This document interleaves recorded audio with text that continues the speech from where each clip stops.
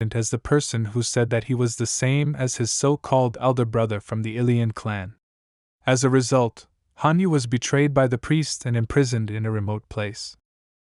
A long time ago, he was swallowed up by his own child and endlessly wandered through the underworld. The author addressed the reader and stated that they both hated a common enemy. Reading these words, the guy was shocked. He assumed that the monarch of the void was his child. He realized that an unrevealed part of the story had fallen into his hands, and the guy trembled. This was one of those things that the void monarch wanted to hide, so it could be said that Li Chang had found his weakness. Continuing to read, new details of the story were revealed to the player. The author wrote that the man said that the one to whom his master and himself had shown respect for so long was the god Kaju. To become a god, he had to become a real monster and swallow his family. The stranger told him that he only wanted to return everything to its place. That man will teach Hanyu the method by which Kaja can be destroyed. Using it as a base, he was able to regain his strength and return energy to his body. After that, he avoided strangers' gaze and trained again to regain his former power. And as that man taught him, he was able to fully focus on recovery. And on the day that priest who had wandered the world returned, Hanyu made a decision. He understood that just as he had been betrayed in the past, he would rise up and take the path that would lead him to murder. To overcome the tiger, who was in trouble, he again raised his sword. But the first thing he thought when he arrived in Korea was doubt as to whether he could cope with such a crazy idea. While traveling, he continued to ask himself various questions. He didn't know if he could get rid of the one he raised and taught everything like his own child. That is why the guy left his will in these books. He prayed that the grievance he shared with that man would be passed on to the next generation. The system reported that the player had successfully found all the particles of the hidden message. Because of this, the strong will of a person whose name he did not know began to burn in his heart. The player who received the grievance of the ferocious tiger was able to acquire the skill of the first claw of the monarch of the Black Mountains. Using this power, Hanyu launched an attack on the White Tiger clan's base. The overbleeding effect caused the opponent to bleed out, causing them to die in the blink of an eye. Another ability of this skill was a chain attack that extended to nearby enemies.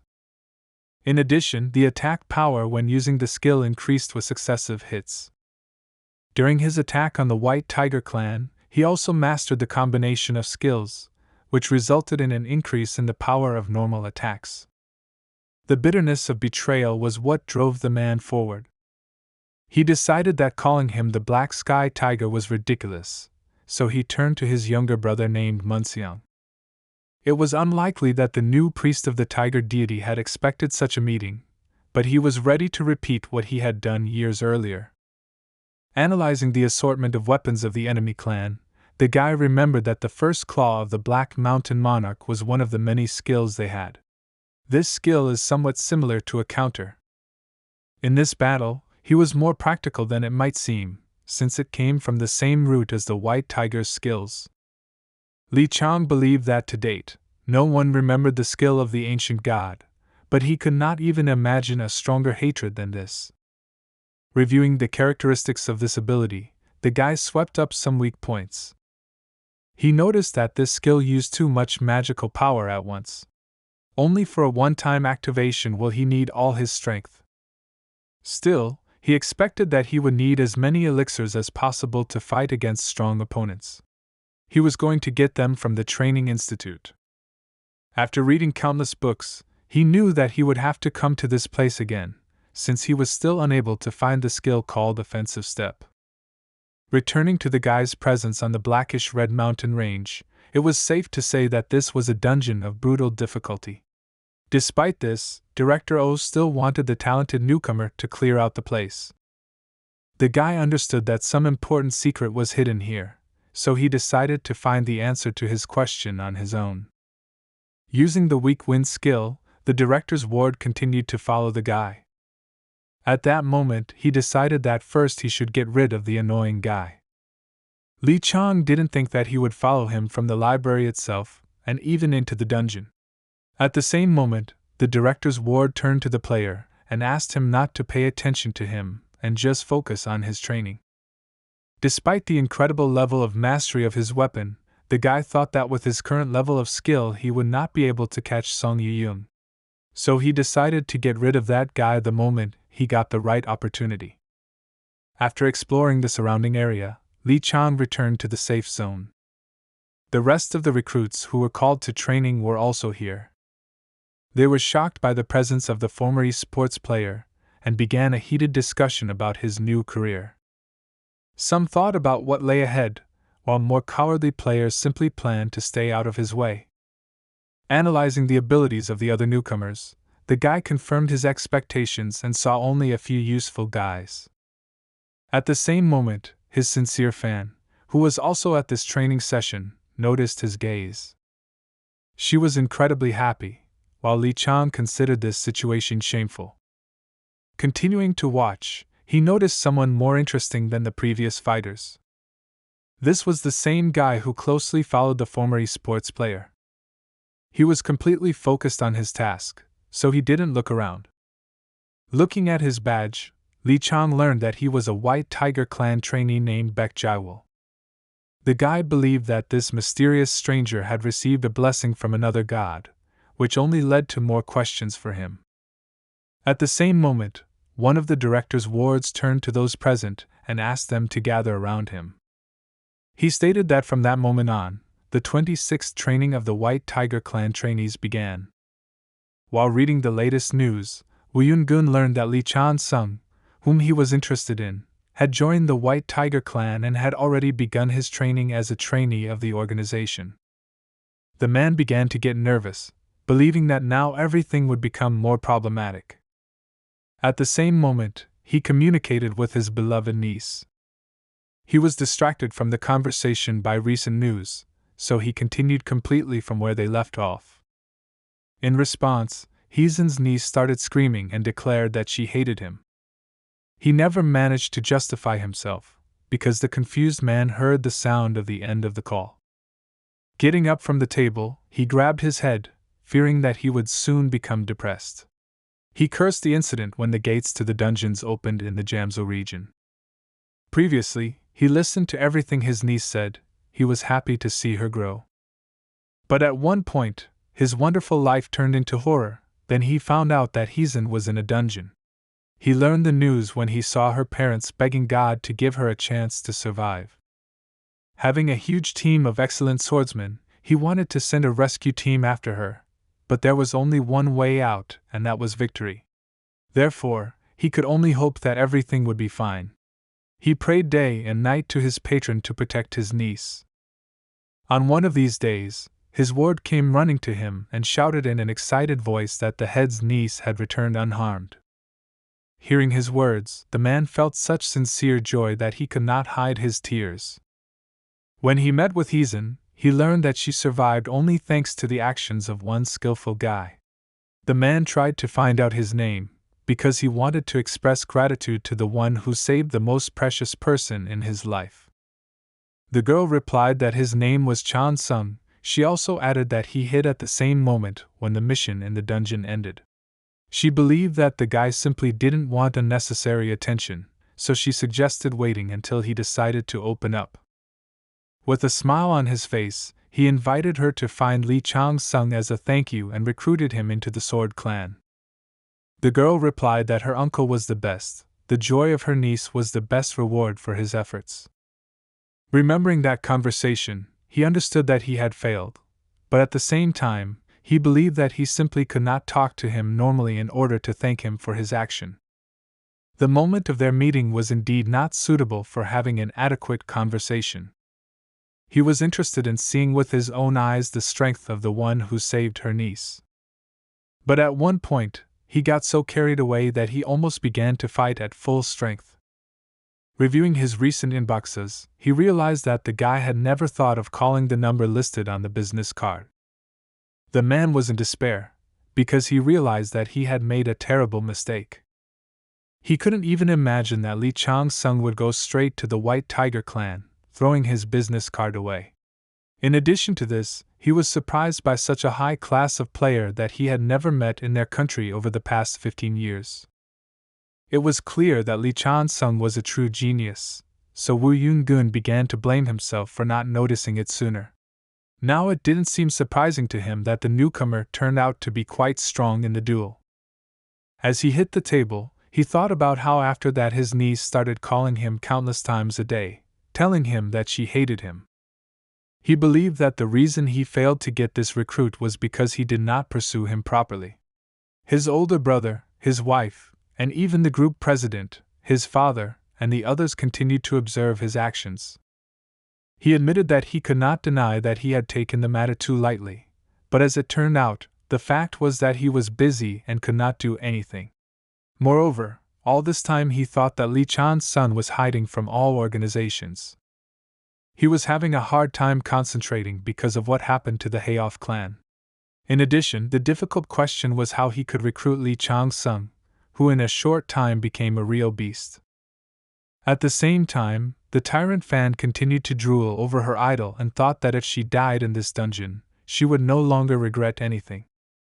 He was clearly unhappy with her behavior, but could not influence it in any way.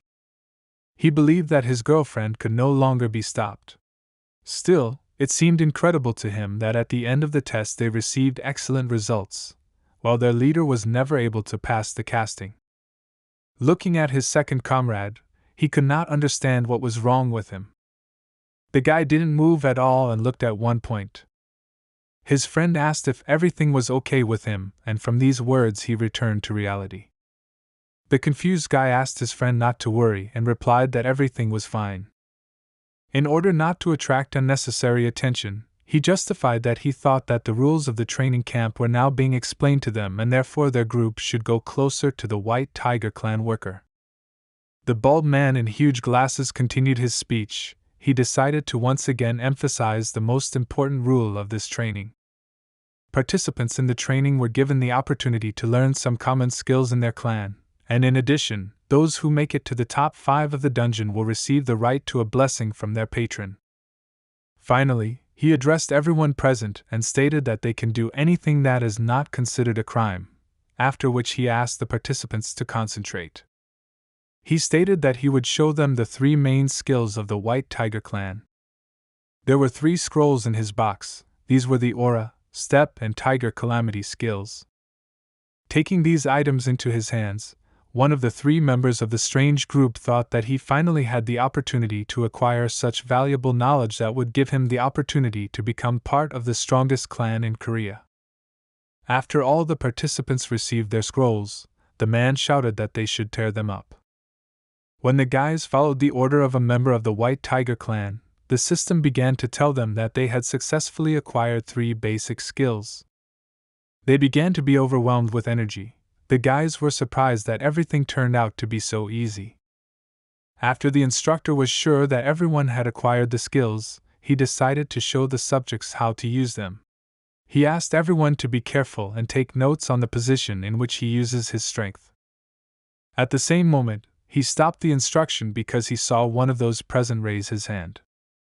It was Lee Chan-sung, and he stated that he already knew how to use this power. The instructor was surprised. He did not expect that the talented newcomer had already become familiar with their basic fighting techniques.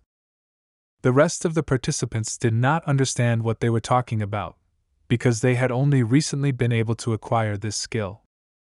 The guy continued his speech and said that he had heard that by showing the skills he had learned, the owner would be able to bypass the safe zone. At that moment, the guys began to discuss that he could have received the scrolls before the others, which seemed very strange on the part of the organization. Even though everyone thought the player was an experienced guy, they thought it was impossible. The most interesting of the recruits for Lee Chan-sung, the guy with burns on his face, began to carefully monitor what would happen next. The 3 strange guys continued to make very strange facial expressions. The only girl from the squad could not contain her delight at the behavior of her idol. At the same time, the red-haired guy thought that there was no reason for him to be angry with the talented rookie, since he was sure that Lee Chan-sung would fail. As it turned out, his father is a member of the White Tiger clan. he shared with him information that the 3 skills did not fall into the hands of the tyrant. The instructor asked the guy to demonstrate the use of skills. At the same time, the red-haired guy thought that Lee Chan-sung was becoming arrogant and began to underestimate the importance of training. Looking at his comrade's younger sister with a devious smile, he began to hope that he could win her heart if Lee Chang-sung humiliated himself by failing to use the clan's skills. All attention was focused on the former e-sportsman. Before using these 3 techniques, the guy calmly took a deep breath and exhaled slowly. His next actions shocked the red-haired ill-wisher. He could not believe that Lee Chan-sung had not been bluffing all this time. The system reported that the guy had activated his step and tiger aura skills. A terrifying amount of magical energy began to spread throughout the safe zone. Looking at his face, one could see the same tiger stripes that the clan leaders had. The guy who was jealous of his popularity couldn't believe that Lee Chan-sung not only learned these skills, but also performed them in his tiger form. He was in despair, as his hopes had failed. The last of the skills, called Tiger Calamity, was also performed without much trouble. The tiger form was so clear, it was as if he had been practicing it for many years.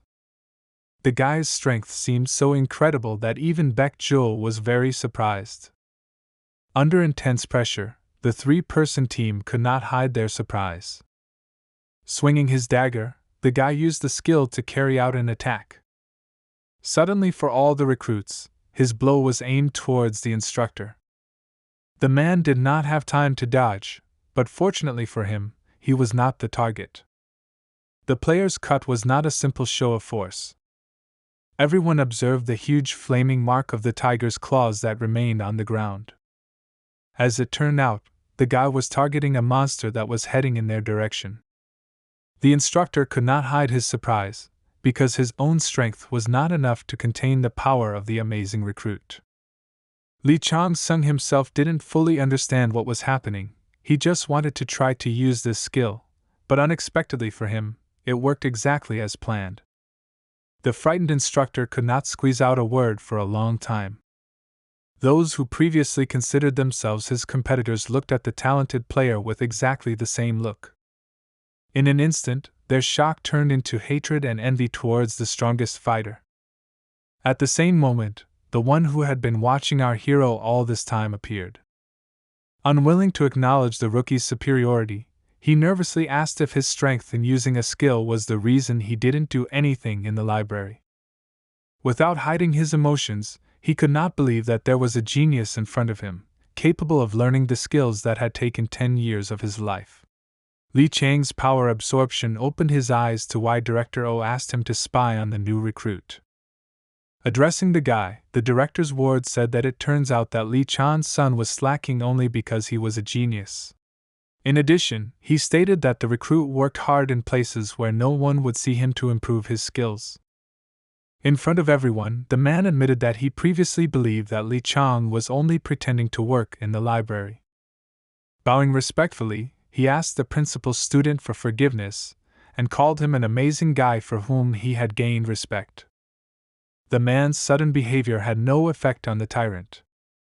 The guy didn't know what to answer, so he simply remained silent. Hearing the words of one of the director's wards, the guys were surprised that Lee Chan-sun turned out to be not just a talented, but also a hard-working guy. They began to think that the day when they would be able to catch up to his level most likely would not come. At the same time, the system began to report that Kaju was looking at the player with satisfaction from his deep understanding of the doctrine. He was starting to like the guy's behavior, so he promised to give him a higher rank if he continued to impress him. Because the tiger deity always wanted to give him some kind of reward for his loyalty, Pabelsag was filled with indignation. Lee Chang-sung believed that he had already proven that he was ready to fight alone.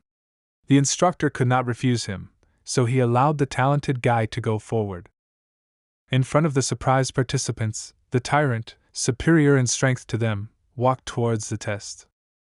Without any hesitation, he left the safe zone and went to meet the monsters.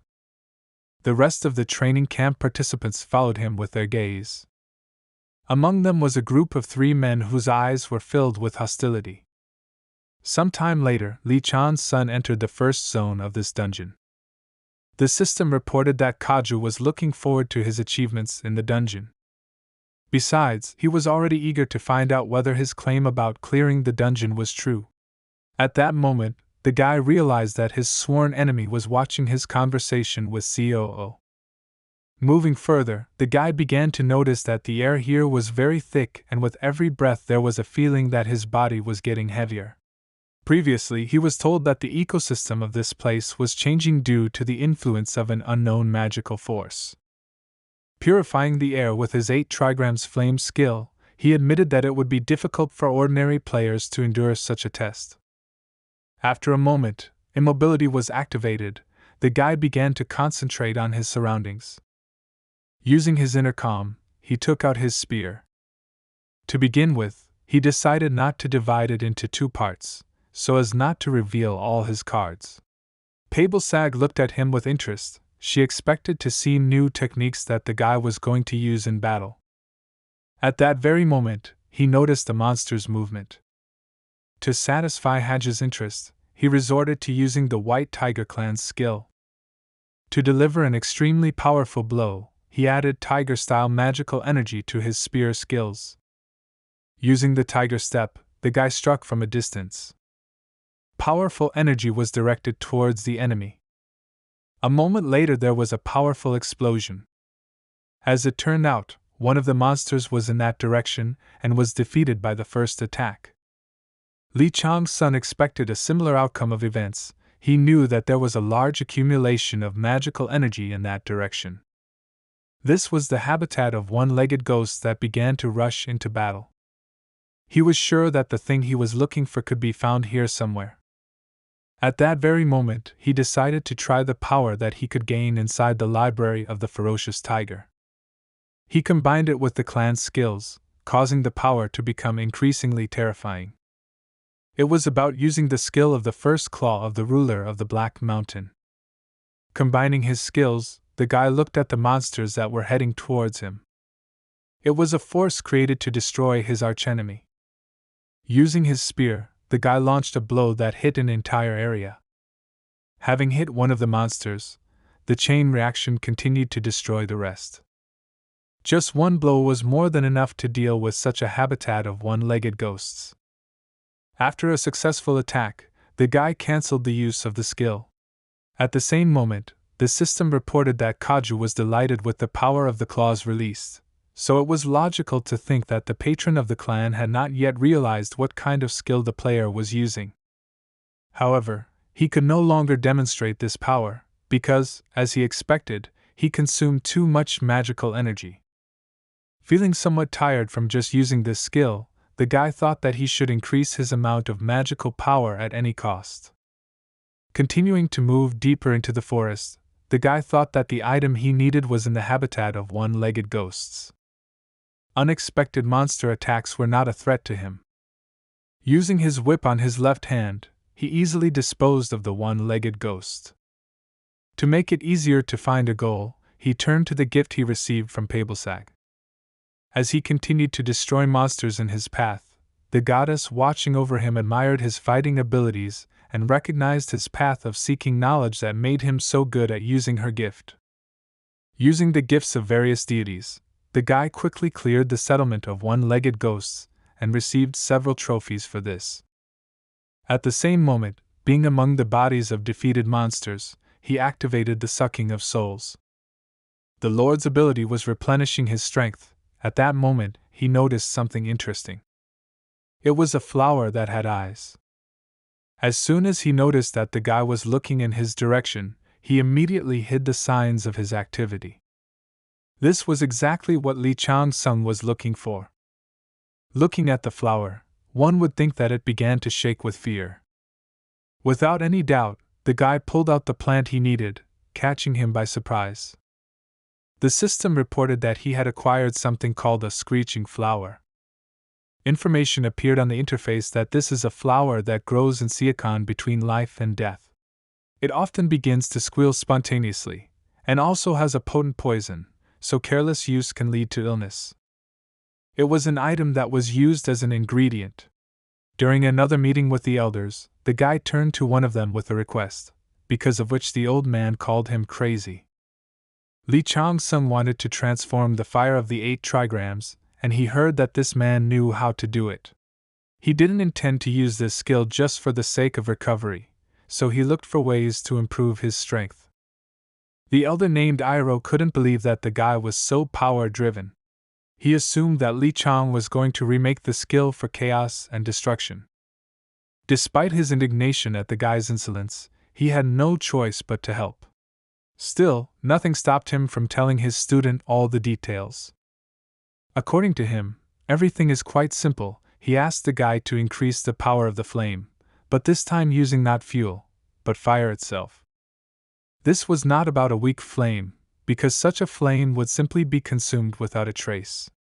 The man spoke with admiration about something vicious and cruel that could transform the skill of his student. He asked Chan Sung to find a monster called Ijuk or Jigui, as only then would he be able to obtain the flame of the end of the world. This flower was just a preparation. Earlier, when the guy was simply exploring the dungeon area, he managed to find what he came for. There was a monster flying in the air, better known as Jigui, exactly the one that one of the elders remembered. He was looking forward to their fight, which would give him the opportunity to rise to a completely different level. However, instead of simply leaving it to smolder in the fire of the 8 trigrams, he wanted to turn it into a raging fire. He decided to do this along with the flower growing in the settlement of one-legged ghosts that was used as his food. The poison of death began to spread throughout his body, but thanks to his immunity, his resistance increased.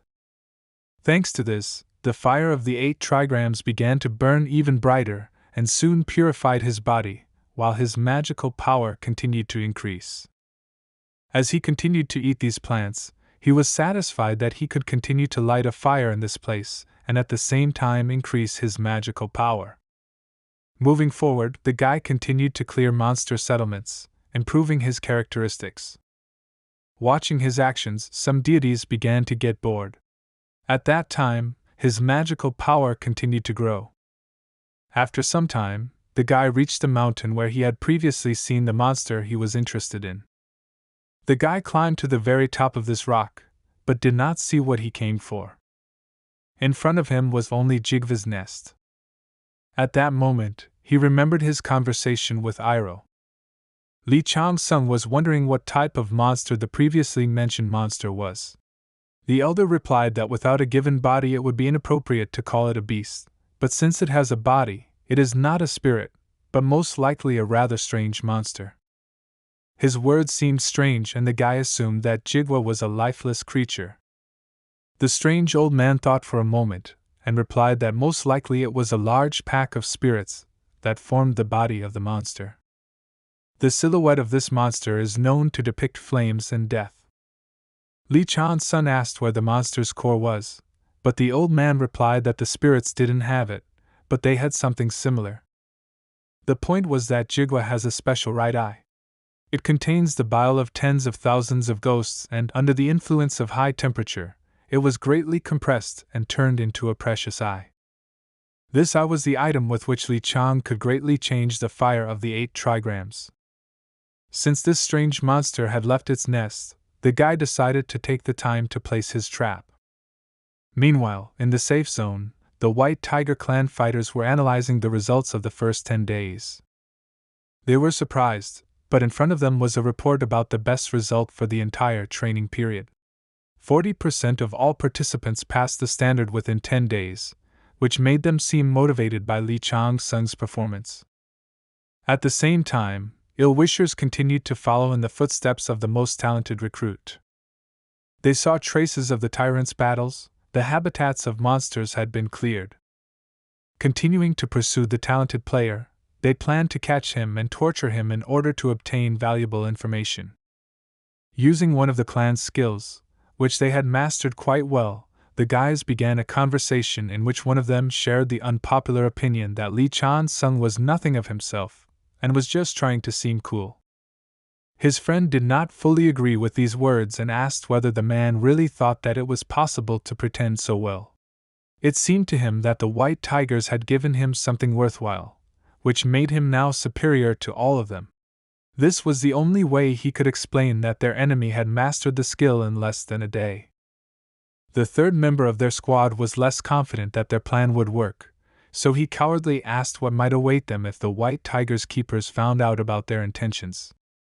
The guy with dark hair and a scar on his face responded mockingly that although white tigers claim to be super fair and comply with all sorts of business standards, all this is nothing more than a bluff. As it turned out, he considered them the same as them. These were killers from the remnants of the Hayoff clan. They were not simple killers and their interests had another meaning. They were ready to do anything for the sake of money and entertainment. The leader of their squad asked his comrades to proceed on the assumption that the white tigers shared their strength with the recruit. On the other hand, if we deny this opinion, he believed that during his career as a gamer, Tyrant was able to earn good money, especially since everyone knew that Li Chan was the child of a rich family. He was going to take everything from him and believed that having carried out his plan, they would definitely not be left empty-handed. The cowardly and slightly overweight guy didn't quite fit into his squad. He was afraid that if they touched a guy who didn't do anything to them, there would be dire consequences after that. His whining angered the two guys in front. The guy noticed their discontent and began to think about how to justify himself. The squad stopped, and the cowardly killer began to justify himself, saying that if they started smoking for no reason, then their plans would go wrong, and they would find themselves in a far from better position. As it turned out, their main task was to participate in the training of white tigers and steal the sphere of illusions.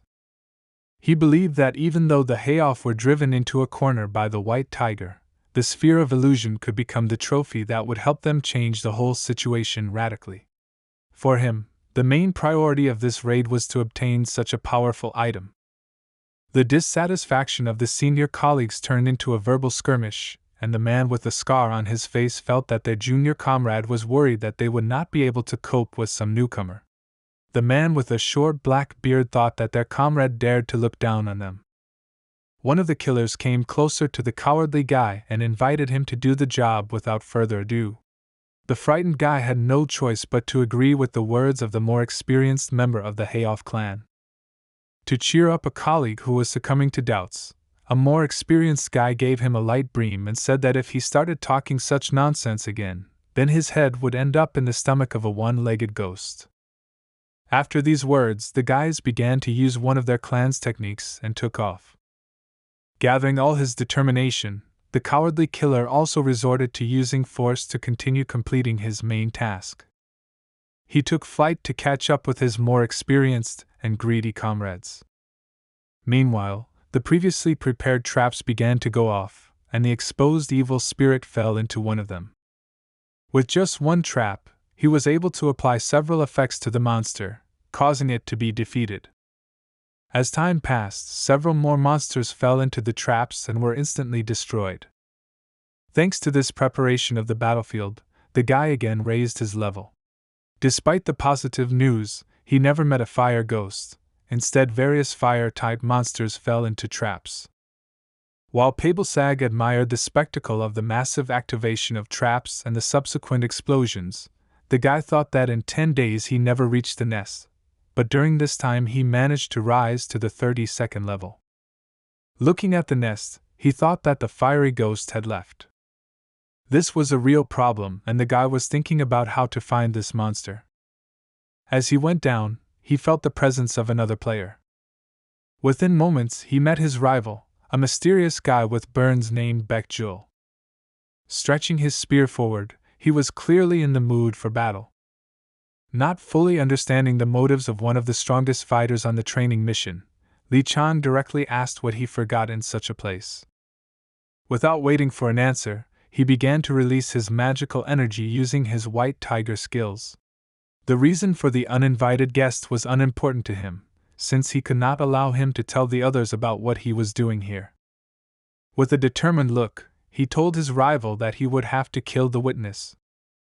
Within a moment, the blade of the former cybersportsman's dagger was on the forehead of a guy with burns on his face. Despite such a quick attack, Beck managed to deflect the blow using his spear. Analyzing the enemy's fighting style, Li Chang noticed that Beck Jiwo was able to use a spear more than 3 meters in length, which suggests that he has good skills and must be somewhere around level 35. A fierce fight began between the two fighters, in which Li Chang, using a dagger, kept up with all the attacks of his opponent's long spear.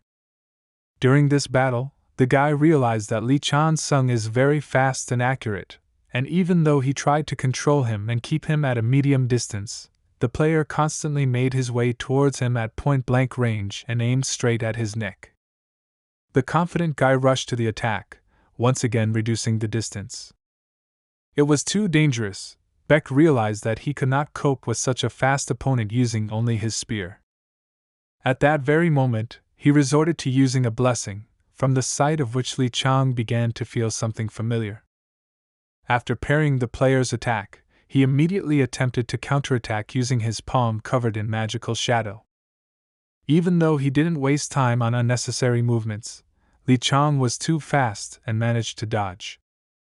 In addition, he even managed to turn to his inventory and take out one of the legendary artifacts that was created by the hands of the first blacksmith Oyezi. The rusty sword was pointed towards the neck of the mysterious player, and he had already begun to say goodbye to life. Even though Li Chang could have easily ended their battle, he decided against killing and stopped at the last moment. Baek Ji-vul did not understand the intentions of his enemy, while the thoughtful tyrant was ready to ask his question. He was unable to kill his opponent because he wanted to know why he was able to use the secret shadow art. The man could not believe what he heard. In response, he was surprised to ask the former esports player how he knew the name of this blessing. Li Chang-sung could not answer this question, because it was directly related to his past. Once upon a time there were times when the entire life of the shadowy god consisted of enmity and war, so he could only rely on faithful allies. Despite their long battles together, they abandoned him due to his madness, taking with them the memories and relationships he held dear. We were talking about several deities, and it's worth starting with the goddess of massacre and destruction, which in its title corresponds to the thirst for war of the shadow god. The next companion was the one known as the dragon who slept for 1,000 years. The third comrade was a faithful comrade, a god named the Iron-Blooded Lion. And the last one, Xerxes, better known as the Wandering Shadow. The secret art of shadow, this is what Xerxes generally called all his skills and powers that made up it. He addressed the shadowy god as a friend, telling him that his power was very unique. All other gods possessed multiple powers of divine power, while the Wandering Shadow used only one power. A god with one power, Xerxes was one. The secret art of shadow was a special term that only his comrades knew about, so it was logical to assume that Beck had something to do with it. Oddly enough, Haju wondered about the skill mastered by his clan's trainee. Still, Li Chang understood that there was a big difference between the power of a god and the secret shadow art developed by an ordinary person, and therefore he wanted to hear Beck's answer.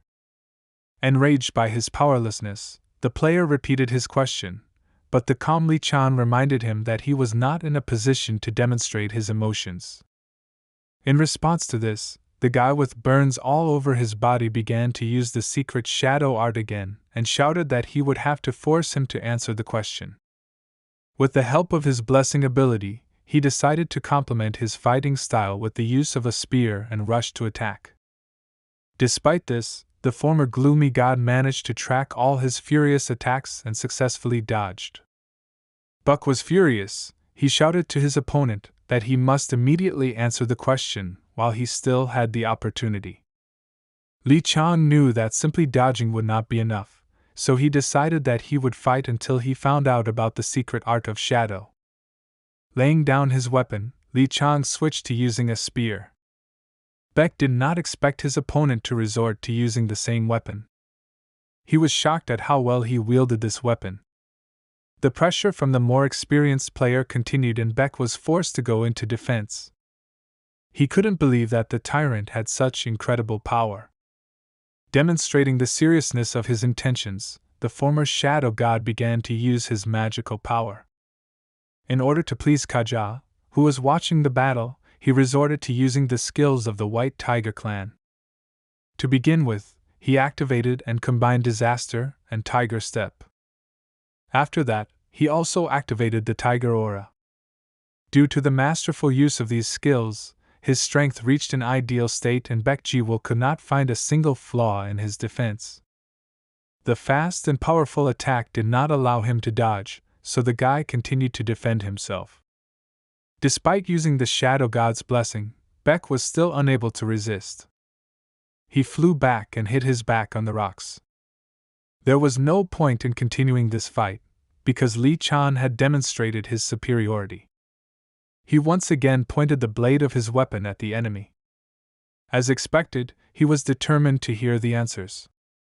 The tyrant's superior skills in using the spear and such incredible possession of the tiger's strength did not give his opponent any chance of victory, which is why Kaju imprinted him in his memory again. Looking at the defeated opponent, Li Chang said that he was a half-ghost, and this was the reason why he had a special ability.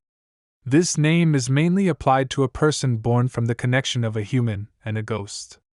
Due to their special origins, they have a hideous appearance and special abilities.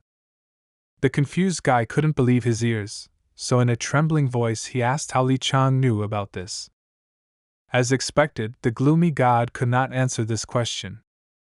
He was the only one among the recruits who knew that all these scars on Baek's body did not appear from the fire, but simply because he was a half-ghost. Moreover, in this case, it became clear that he did not learn the secret art, it was simply his innate ability. Yet it was logical to assume that the traces of divinity he had sensed earlier were a gift from Xerxes. Despite this, he could definitely tell that the shadow god's life force had weakened greatly. He didn't know what happened and why he abandoned his son in the mortal realm.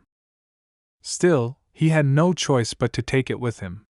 Moreover, he had no guarantee that Baek Jioval knew anything about his father. Looking at the exhausted player, Li Chan assumed that he had decided to try to heal his curse with the help of Jigui's eye, and then asked him to leave this idea, saying that it would not work. The guy still didn't trust his recent opponent, but Li Chan noticed that he knew a lot more, and this should have become obvious after he learned everything about him after just exchanging a couple of blows. He continued by saying that most likely the guy with the scars thinks that he got all these burns because of the parents of ghosts from the fire category, so he had to dispel this myth by saying that Jigui's eye would never heal them. His words destroyed the guy's last hopes and he began to lose any desire to fight. Li Chan stated that his parents are not of fire, and although the scars on Baek Jaiwol's face resemble burns, this is not so, because otherwise he would not be able to use the attribute of darkness. Another argument to convince the guy was the mention of well-known information regarding Jigvi. It is known that this monster is closer to death than to fire. He also mentioned to the confused guy that the creepy aura of this monster is much stronger than that of ordinary ghosts, so trying to eat its power would be tantamount to suicide. The player's last words hit the nail on the head. He suggested that in this way Baek Ji will hope that he could quickly get rid of the ugly scars. His guess turned out to be true.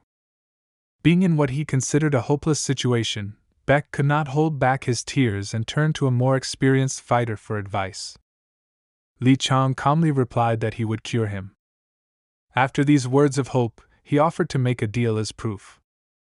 Baek Jaiwol couldn't believe that Li Chang was ready to resort to a deal to confirm his words.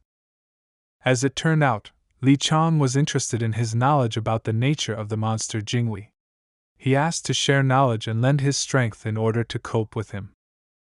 The shadow god was sure that Baek was researching information about this monster like a madman, so this guy must definitely know what he himself might have missed. The unexpected statement from Li Chan took the guy by surprise, but having calmed down a little, he asked why he should trust someone he had known for less than an hour. Li Chan calmly replied that he could prove that he could indeed cure his curse. Without waiting for the confused guy to answer, he asked him to extend his hand forward.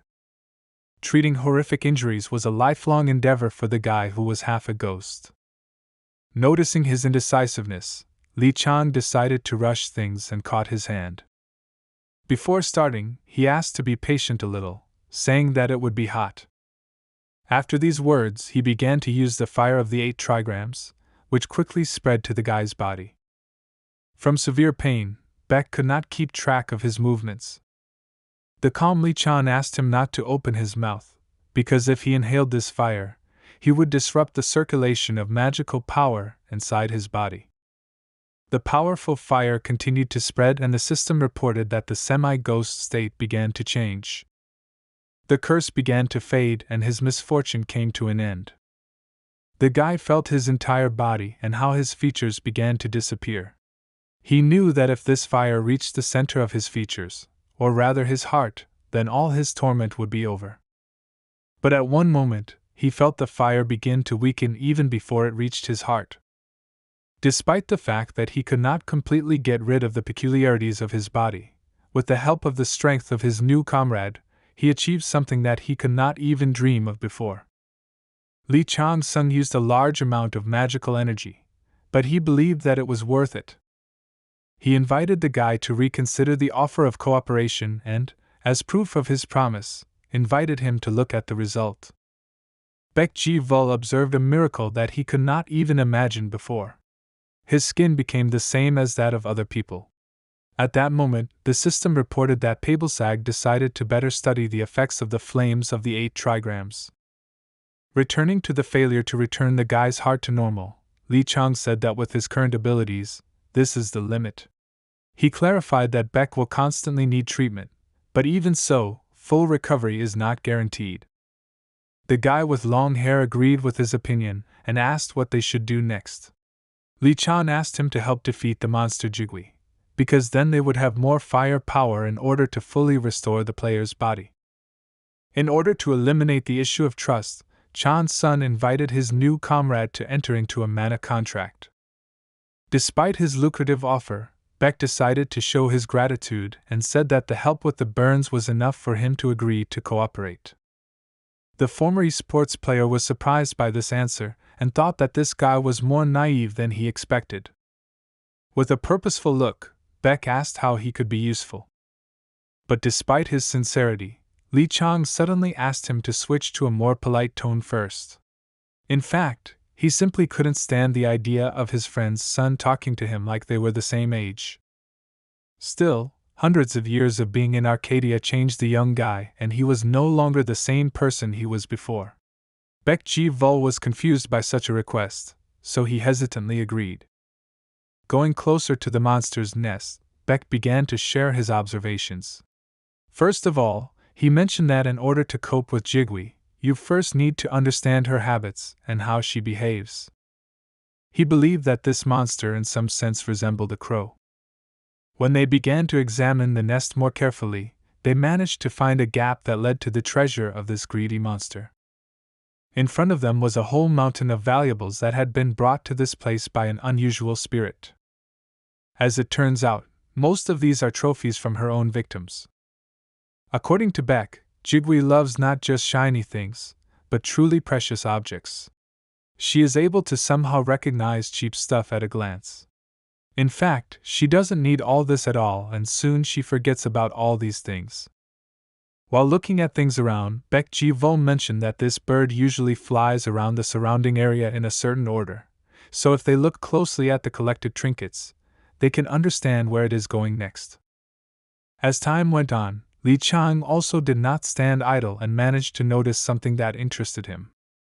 It was a white dove's bow. Taking this object in his hands, the guy learned that it has the property of piercing a target, with the help of which he will pierce through absolutely everything he hits. In addition, it also had a quintuple arrow strike effect, capable of firing 5 arrows in succession with one attack. This place turned out to be full of interesting things, so he decided to pick up a few items for himself and sell the rest. At the same moment, he felt incredible power emanating from the strange sphere. The smell of death began to spread, and it seemed familiar to him. The system reported that it was an illusion pearl made from a certain proportion of death flowers, destruction, flowers, and something else. This was the very object for which the killers from Hayoff were sent. It was stated that the grievances of those who died from smallpox were felt from it. This disease was somehow connected with events from the past, so the guy assumed that he had found something related to the White Tiger clan. This item was no doubt sent to inventory. At the same time, Beck said that he knew where the monster they were interested in was located. With a confident look, he said that it was even easier than he expected. As it turns out, Jigwe was focused on eating for quite a while, so she used quite a bit of her power, which made their task a little easier. Li Chang suggested that in this case, she most likely climbed deep into the mountains, to a place where mystical creatures and monsters with strong souls live. Beck turned out to be very useful in searching for Jigwe. Li Chang decided to continue their journey and suggested immediately going in search of the monster. Their journey took approximately 4 days. As they approached the monster, they saw more and more bones of animals that became its prey. Earlier, one of the elders mentioned that this spirit has enormous hunger and pity.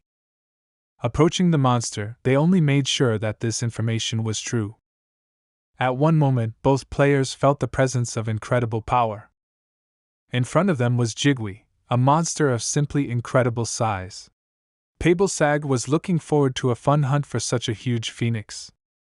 The guy decided not to waste time and not give his enemy time to recover, so he took out a bow from his inventory and activated the Viper's Eye.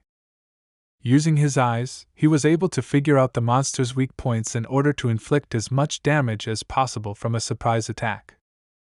Within a moment, the system reported that Haju was proud of the 2 members of his family who were spreading his name, so he gave them a gift. Li Chang-sung couldn't believe that he could gain new power so easily. At first he noticed that the range of his vision had increased, but after a moment he realized that all his senses had reached a new level. Instead of arrows, the guy decided to use his spear, dividing it into 2 parts in advance. Due to incredible jealousy, Pabelsag did not want to give up the player to anyone else and made her move, granting him power. The gift and power of the goddess of the hunt was presented. The skill ensured that the guy would not miss the target he had chosen. Using the granted power, the guy launched a surprise attack. His spears flew towards the body of the huge monster with incredible strength and speed. With his first attack, he dealt massive damage to the monster, as his combined lightning explosive and lightning network skills caused a temporary lightning storm. Watching such an incredible and well-thought-out attack, Baek Ji-vul was in admiration of the strength of his comrade. Nevertheless, such effectiveness was guaranteed to him by the powers presented by the deities.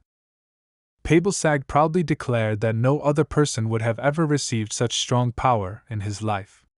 Li Chang-sung was finally able to regain the fighting feelings that he had been missing all this time. All his senses were focused on the enemy. He also became much better at predicting her movements.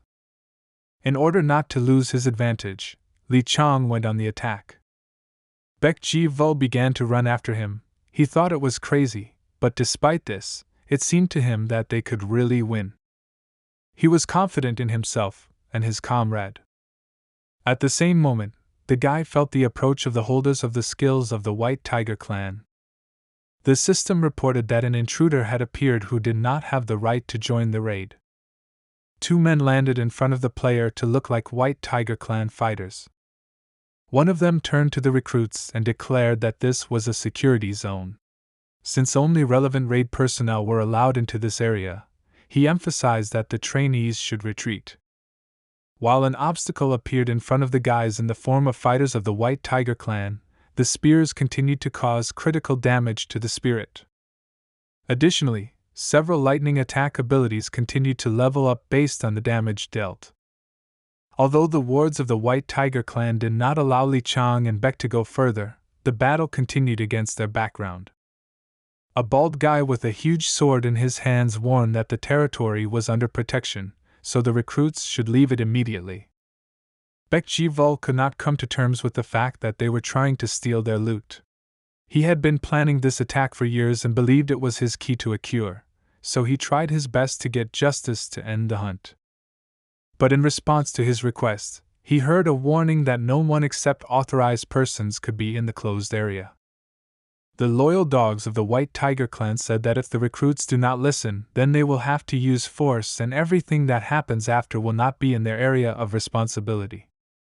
In this situation, Beck felt powerless. He was afraid that if they used force, they would not be able to avoid the consequences from the clan. At the same moment, a powerful explosion sounded in their background from the fall of an exhausted fire monster. Jawa tried to sneak away, so Beck began to worry that they might miss their chance to win. He began to move forward, explaining to the clan fighters that if they missed the monster, then it would be impossible to catch up with him. Despite this, the two warriors' opinions did not change, and they gave a final warning before using force.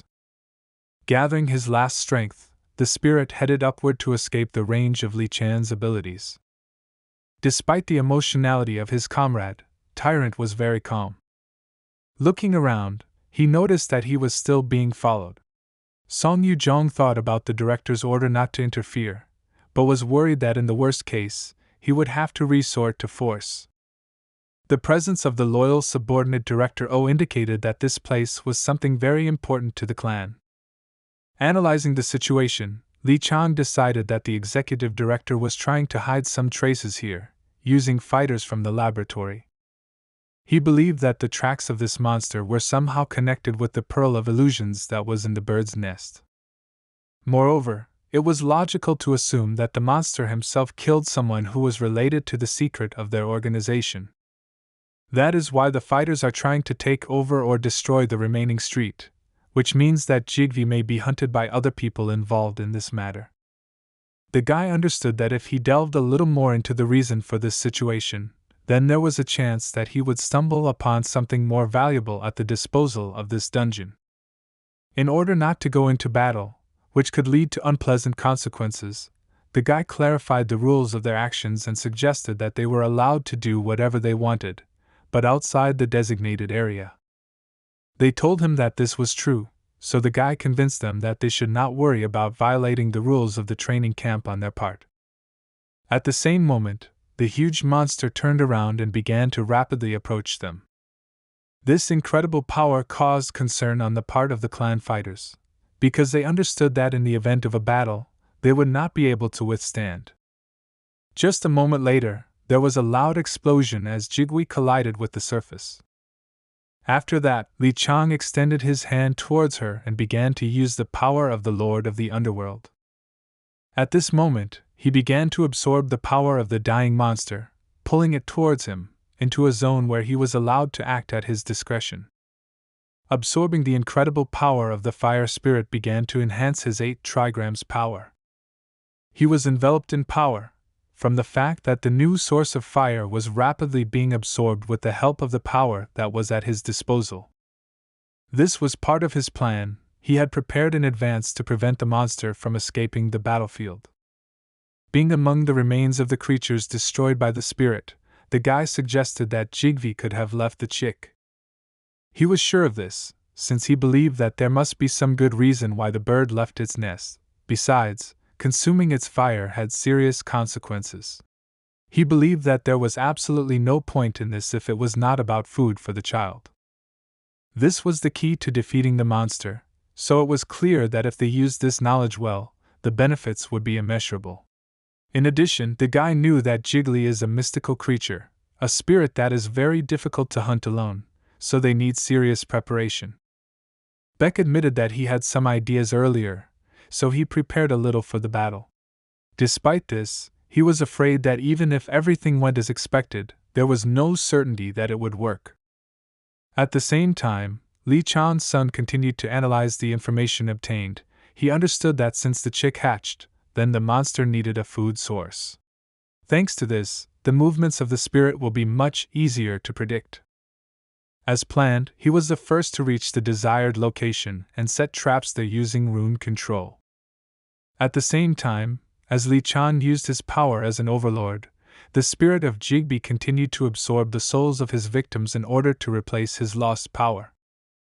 Despite desperate resistance, the fire of the 8 trigrams continued to engulf the monster's body, continuing to absorb its power. During preparation, Li Chan noticed that the monster's behavior was not due to the fact that he was carried away by hunting, but most likely because, for some reason, his excessive hunger left him no choice. That is why the corpse of one of the animals was used as a welcome dinner. Having absorbed it, the spirit was at the disposal of the player, since earlier he had applied runes and his blood, which was saturated with icy and paralyzing poison, to the body of the prey. Watching what was happening, Beck was delighted, because he understood that Jigwe would not be able to do anything against the poisons that his comrade used. Despite the sudden appearance of the White Tiger clan, everything happened as planned. Jigwe continued to absorb the souls of her victims, using them as fuel to fuel her flames of death. But at the top of this food chain was Li Chan-sung. He did not tell Baek Jul that he did not extract the spirit of the destroyed monster, which served as food for their main goal. This spirit entered Jiggly's body and became part of her flesh. When the huge bird tried to escape, it was this same spirit that was used to pull the monster back. Once the fires of purgatory were lit by a spirit, they quickly spread to other spirits. The flames became too fierce to be stopped. Jigvi is a collection of spirits, so there is no way for her to escape the flames of the 8 trigrams. All of her power will be what takes the player to the next level. The flame of the 8 trigrams turned out to be the natural enemy of the spirit, with which it was most incompatible. The ability continued to continuously absorb fire, destructive properties slowly began to be added to its regenerative capabilities, and the overall level of the ability continued to grow rapidly. From the unimaginable amount of power that was absorbed at that moment, Li Chang began to lose control of his ability. The system began to warn that continued use of power would cause him injury. At the same time, his mana vessel size continuously increased. Li Chang was nearing the end of gaining new power. The system reported a new achievement. As a reward, he received additional characteristics of intelligence, will, and magical power. His skill level in sucking the souls of victims had also increased, causing the process to speed up. Despite the inevitability of the completion of the 8 trigrams flame, the monster, following its instincts, continued to resist. The fighters of the White Tiger clan could not influence what was happening in any way, they could only watch the situation with shocked looks. When the power of the flames of the 8 trigrams began to acquire distinct destructive properties, the player took out his legendary artifact. This was exactly what he needed to use the sword made by the first Oyezi. The eternal flame began to engulf the fish gut sword. The guy successfully fulfilled the hidden requirements of the divine artifact and was one step away from gaining full power over this legendary item. The guy thought about one sure way that would allow him to finish the job faster. He was going to completely remove the seal from the fish gut sword. To do this, he needed to use a huge amount of all-consuming flame, which the artifact absorbed with unimaginable greed. In addition, he decided to add one more ingredient that the greedy blade desired. It was blood. These two things could completely release the artifact that had been dormant for a millennium. The fish gut sword was passed down from the first Oyezi to his descendants, always being closest to the brazier. Since the marks of generations remained on the sword, it was only natural that fire would take its place within it. Also, before this furnace fell into the hands of Yezi, he visited countless murderers, absorbing an incredible amount of blood, and was nicknamed the demonic, or sword of death. The blood that had seeped inside it could not be washed off so easily, and this affected the character of the blade. All the requirements for gaining power over the artifact were fulfilled, and after it absorbed the fire and blood of Li Chan, the sword became completely subject to him. Frightening power began to spread around the artifact, and its appearance began to change. A certificate of the new owner of the blade was engraved on its blade. The sword was released, it had its own personality, so it immediately wished for the new owner to take it into his own hands. In addition, after the seal was removed, the souls that were imprisoned in it began to be released. Following the example of the sword, they began to impose themselves on the guy in order to become part of his power. Baek Jayavil did not fully understand what was happening. He had not previously seen the ability to interact with souls, which Li Chan's son demonstrated. The souls began to approach and grab the guy's body. At the moment when they almost captured him, the guy imperiously ordered them to shut up. After that, they retreated, and the sword remained in his possession.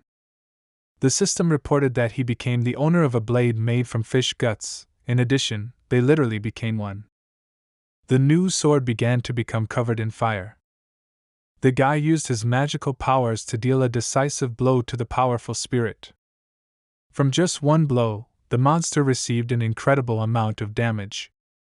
Satisfied with the result, the guy was looking forward to what the result would be after intensifying the attack.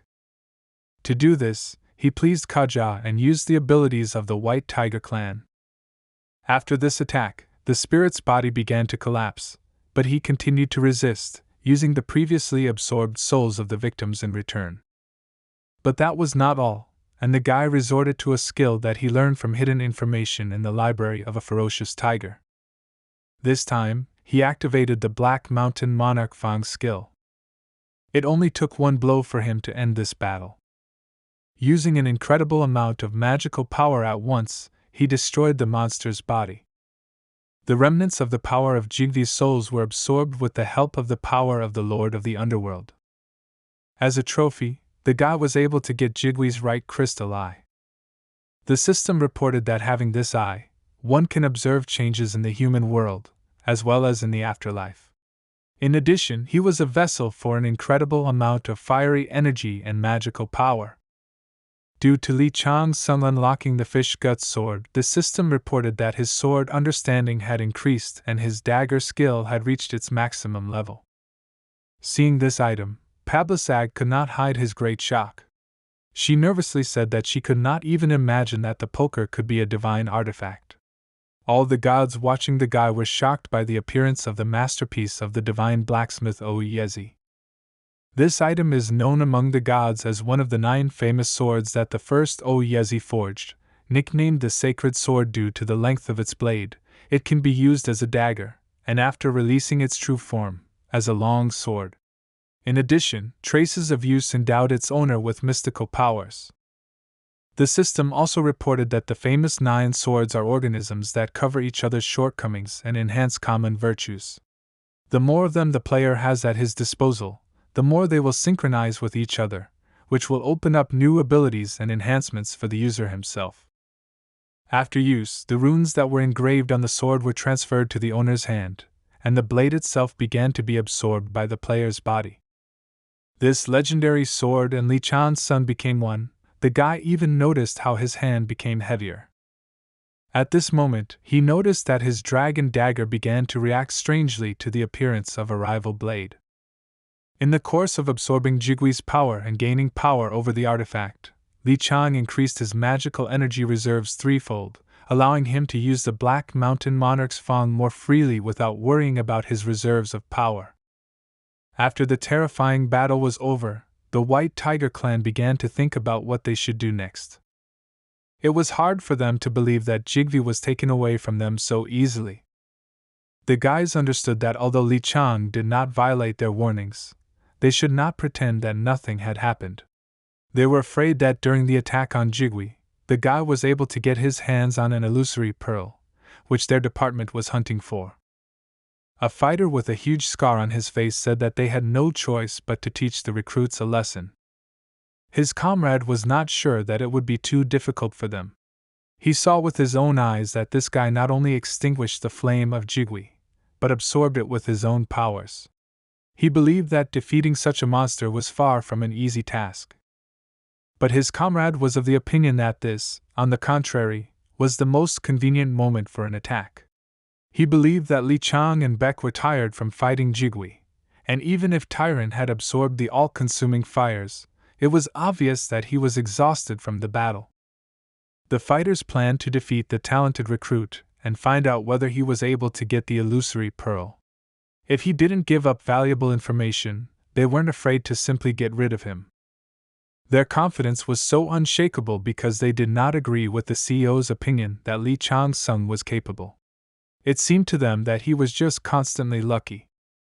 At the moment when they wanted to attack the exhausted recruits, a low male voice of a stranger addressed them, surprised by the unexpected meeting. These guys alerted not only the White Tiger Clan fighters, but also the players who ended the battle with the boss. The killers of the Hayoff clan were able to track down those they were looking for. The guards of the White Tiger Clan investigation area had long been familiar with who could threaten their safety.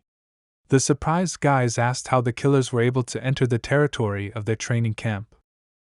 The man with a scar on his face and a smug grin replied that they just walked in through the front door like everyone else at the training camp.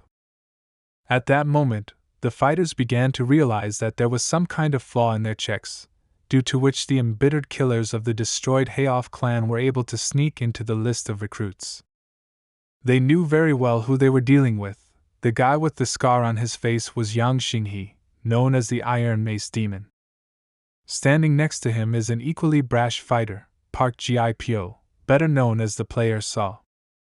And the last member of their squad, the cowardly Bei Wu-Jen, nicknamed Crimson Target. The main problem for the White Tiger Clan fighters was that instead of the Hayoff assassins going to another dungeon, they sniffed out information regarding the training camp and came here in search of the thing they needed. Their appearance meant that they had already learned about the research centers here. One of the fighters decided not to waste time. He began to use his skills and took out a chain to which a mace was attached. Taking a look at his incredible technique and terrifying speed, the superiority of the assassins over the White Tiger fighters became obvious. The ordinary fighter believed that if they faced these three killers, the result of the fight would be quite obvious. He decided to resort to a separation tactic in which one of them went for reinforcements while the other stayed behind to buy some time. But as it turned out, they underestimated the skills of their opponents, and Park-2 instantly found himself in front of one of them. A fierce battle began between two clan fighters who were previously in an alliance. The assassins' pressure made the difference in their strength clear. Even though Park-2 could easily destroy his enemy, he decided to prolong the fun. At the same moment, the guy who went for reinforcements was reached by the killer's mace under the name Yang Xing. The man could not dodge due to the enormous speed of the attack, so he decided to block this blow. The strength of his sword could not compare to the strength of his opponent. Due to the destruction of the sword, the White Tiger Clan fighter found himself unarmed. He couldn't dodge such fast attacks, but there was no way to block either. Because of this, a combination of mace attacks knocked him out of the game. Having destroyed the enemy, the man began to furiously yell that the clan fighters were too weak. His comrade asked him to be careful and not to simply kill a valuable lead again, but Yang Xing replied that they had no reason to worry, because they had 3 witnesses left at their disposal. Because of his words, Park-2 was forced to hold back so as not to accidentally be left without information that was valuable to them.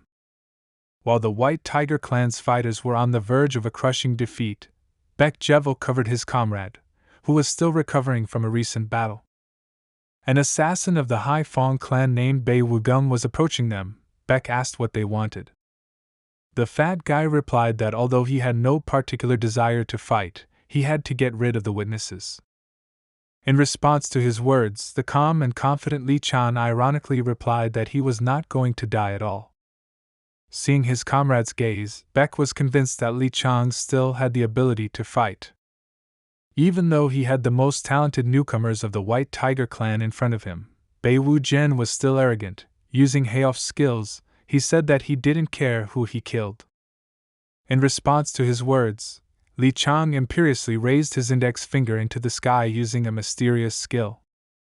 After that, he turned to the Hayoff fighter with a sly grin and promised that he would think about the offer to fight if Bei Wu-Jen could evade this attack. Within a moment, the self-confident mace demon's face changed. Those who had previously fought began to sense the real danger posed by the new recruit. The killer of the Hayoff clan, Bei Wu-Jen, completely forgot that he was going to destroy 2 recruits of the White Tiger Clan with his own hands. A threat loomed before him, casting doubt on their chances of survival. The system reported that Boss Jigui had appeared in front of them. With a terrifying look, Li Chang said that it was incredible luck that these monsters laid eggs. With anticipation, he asked the rowdy guys from Hayoff for their opinion on how the female Jigvi would react when she learned of the death of her partner. A huge spirit with incredible power shouted loudly in memory of his beloved.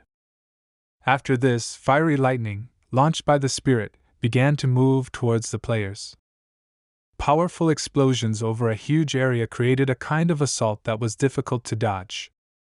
The unimaginable power of this monster took the Hayoff fighters by surprise and they had to retreat. One of the fighters turned to Yang Xinghe and asked him to take care of the monster. He wanted his comrade to drive him in the other direction. But as it turned out, it was already too late. Jigvi closed the distance and was ready to strike. Within a moment, a series of powerful explosions sounded, and the Hayoff fighters began to scream in failure. They could not dodge such a sudden attack of unimaginable power. Li Chan expected such a turn of events. He explained that the female protects the chicks, and the male gets food. Since her partner was in danger, it was very natural for her to come to the rescue. Baek Jaivo was shocked by the knowledge of his new comrade and did not understand what a difficult path he had gone through to gain such experience and knowledge. Li Chan was about to move on, and his half-ghost friend asked what he was planning to do. The tyrant replied that he wanted to get more crystal eyes from the female Jigvi. Buck was a little worried about the state of his comrade's health, since it was obvious that after a hard battle he needed rest. But the guy replied that he was already much better and his endurance indicators had noticeably recovered. He still had options on how to regain his strength. He still hadn't used the crystal eye he'd gotten from the first boss. He has his own methods of renewing and obtaining power, so the guy decided to get this power. Previously, he had wondered whether it was worth absorbing the crystal eye after absorbing Jigwi's lights. He believed that he would grow his own lights, so creating an artifact from the eye would be more effective. Despite his assumption, the elder replied that the crystal eye must be eaten in order to move from simply adding attributes to core transformation. In addition, the old man mentioned that once the guy swallows this trophy, he can become the monster Jigwi himself. The properties of his power began to change noticeably, and now his body purification skill has turned into more destructive power. He has become the all-consuming flame of the 8 trigrams. Due to the fact that the guy was able to use Jigwi's features, he managed to increase his agility and strength parameters. The system reported that as a result of receiving the power of the spirit, he mastered the method of using the flame of spirits, comprehended poltergeist and pyrokinesis. Using his new strength, he took off to claim his prey. The guy gained spiritual wings. His appearance noticeably changed the moment he changed into the form of a magical bird. With terrifying speed, he rushed straight towards his goal. The Hayoff fighters continued to resist, while the guy from the White Tiger clan was on his own and simply trying to avoid death. But at one point, Li Chan's son joined their battle and ended the battle using the Fang of the Black Mountain Monarch. With a cold gaze filled with the desire to kill, the guy began to approach his wounded prey. The previously confident mace demon had lost all his strength. His wounds made it impossible for him to continue fighting, so he simply begged for this suffering to end. Li Chang's son was not interested in him, so he listened and finished what he started, after which he absorbed his soul and strength. The next step was to absorb the power of the female Jigwi, which he was also able to eliminate thanks to the chain reaction of the power of the Black Mountain Monarch. Using a large amount of magical power at a time turned out to be as effective as possible, so the guy quickly acquired another crystal spirit eye. By absorbing this item, he again greatly increased his magical power. The all-consuming flame of the 8 trigrams and poltergeist have been strengthened.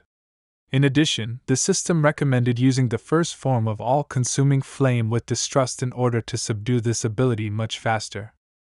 This time he received much less magical power. Its amount approached the 300-point mark.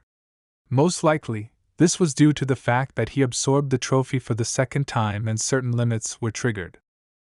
Due to the continuous receipt of the power of this spirit, the guy acquired the title of the Vessel of Jigvi. Having become Jigvi, a clot of fire and spirit, he was able to use her attributes at his own discretion. He could plunge the earth into the flames of death and capture the heavens. The dungeon rating was updated, and in just 2 weeks, the guy climbed to 9th place, while more successful participants spent more than 10 years of constant battles for a similar result. The guy understood that messages from the system about the fall of the two rulers of the Black and Red Mountain Range must have created real chaos among the rest of the White Tiger clan fighters.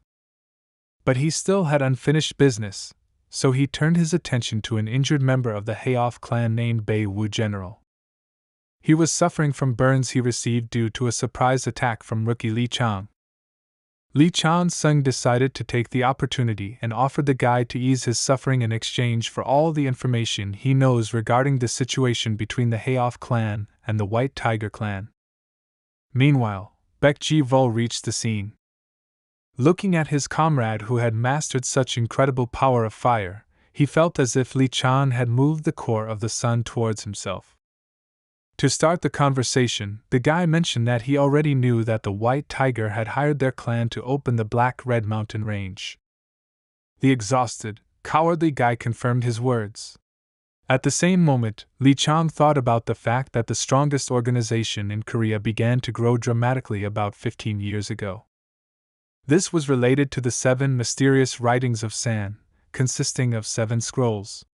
White Tiger unearthed these divine artifacts 20 years ago in an unnamed dungeon. White Tiger was able to find only 3 scriptures, but even they were endowed with unimaginable power and significant results could be extracted from them. Clan Chief Heavenly Swordsman Mun-sung is now considered one of the strongest swordsmen in the world, but those who follow him are not that extraordinary. However, after a sudden explosive growth, they gained enormous fame. They even became a clan known throughout the world, and it all happened not so long ago. Even on the verge of painful death, the guy adhered to the code of honor and did not want to tell all the secrets of his organization, but Li Chan cruelly replied that he would decide for himself whether to listen to the pleas of the victim or not. The guy had no other choice, so he agreed. He revealed that each of the scrolls belonging to the 7 mysterious writings of San had different contents, and was known to each teach how to call upon the power of different ancient constellations forgotten in their days. Li Chang showed great interest in understanding the power of the forgotten stars. It is known among the gods that when light was first created at the beginning of the cosmos, there were not many constellations in the sky. Back then, they were as weak as the cosmos, but they possessed colossal, wholly destructive power. Although over time, each of them found its place in accordance with the laws of this world. Traces of their existence littered the cosmos and the world, gradually gaining a certain balance. The gloomy god knew that they were called forgotten stars, but previously he could not even imagine that there were still opportunities to borrow their power. It became obvious that the ruler of the abyss kept this a secret from the other deities, since this was his ace in the hole. As it turned out, of the 3 retinues found by the White Tiger, they were only able to open 2. Bei Wu Jiang heard that the most important one is still not revealed. After these words, Li Chang realized that this was due to the fact that they were unable to obtain Peter's key. It became clear that this scripture was revealed precisely with his help. Having learned this information, the guy inquired about what the motive of the remnants of the Hayoff clan was. He understood that they were unlikely to come only for revenge or the murder of recruits. The exhausted guy replied that their goal was to find an illusory pearl. It was about the very object that Li Chang was able to discover in the bird's nest. He really thought that the deep dislike of smallpox that he felt hid some secret relationship between the 2 large organizations that had previously collaborated. P. Wu Jian continued his story. From the first scroll, the clan borrowed a way to create an unrivaled warrior. Of the 7 mysterious scriptures, the first was written about a man who lost his soul after being possessed by starlight. People who have lost their soul also lose their ego, but since this emptiness is filled with starlight, they become amazingly powerful warriors. Thus, they are reborn as holy knights, faithfully carrying out the orders of the stars. To create such powerful warriors, you need wild flowers from the flower beds in Siakan, as well as crying and laughing flowers. With their help, you can create an illusory pearl.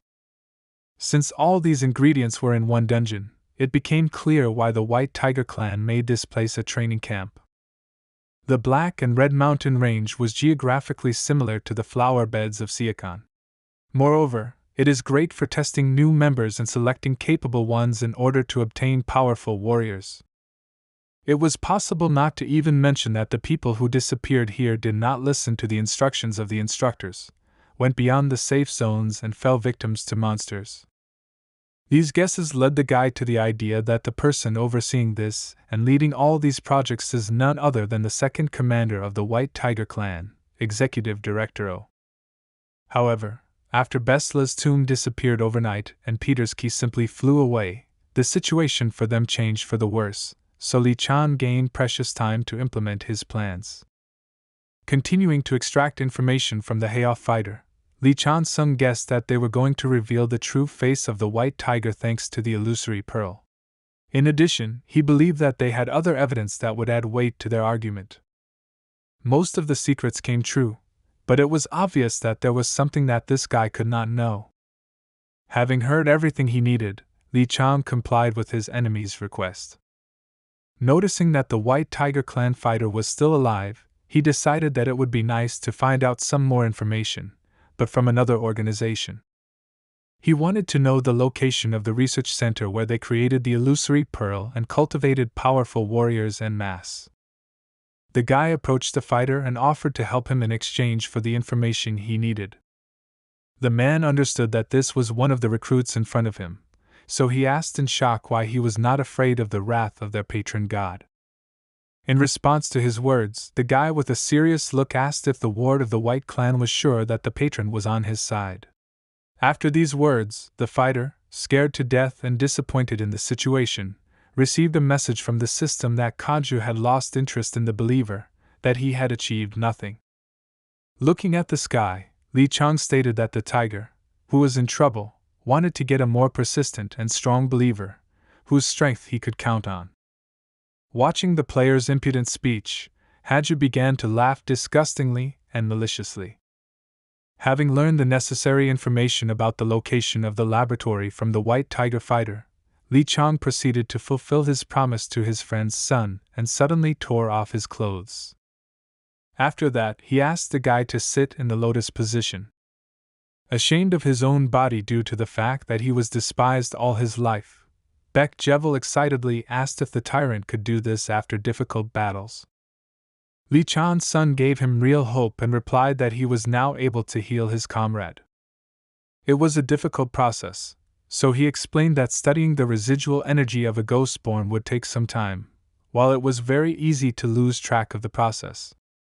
Moreover, Baek will experience more difficulties, because even if in the real world the whole process takes several hours, the patient will feel that several weeks or even months will pass. Due to the pacification of such hysterical energy, after healing he will be exhausted, so he will have to restore his strength. Although the process is difficult, he reassured Baek that it will definitely end at one point, so there is no point in giving up. Baek Jevel already knew that if he even thought about retreating for a second, he would be demonized, which meant that he would turn into a monster or a ghost. Li Chang's son reassured him that if he noticed even a hint of this, he would immediately get rid of his body without even thinking about it. He remembers that the consequences could be unimaginable, since there were times in his life as a shadow god when this recruit's father, Xerxes, walked around freely, and it was an absolute disaster. Overflowing with confidence in his comrade, Baek Jevel was ready for any test and asked him not to worry. At that moment, Li Chan noticed that Baek was very similar to his father, because his will was as unshakable as that of the divine being of shadows. After discussing all the details, Li Chang's son began to release the flames of the 8 trigrams, which changed its appearance as it acquired destructive properties. The system reported that the ghost-born was covered in flames. The fire of the first form of the end of the world flame began to envelop his body. Li Chang mentally turned to him, wanting not to lose himself and not give up, no matter what. A moment later, Beck felt his consciousness being transported to another place. He saw himself as a child. Remembering those terrifying times, he would not want to repeat that nightmare. In this vision, some unfamiliar guy picked up his weakened body and dragged him with him. Beck realized that this was his memory, and he himself was in the world of his subconscious. He didn't want to remember those times. The guy who saved him from the cold brought him to the shelter, where he was immediately thrown out into the street, calling him a terrifying monster. To survive, the little guy, covered in burns, had to eat malnutrition. He didn't have a safe place to stay, so he lived on the street while the other children harassed him because of his terrible appearance.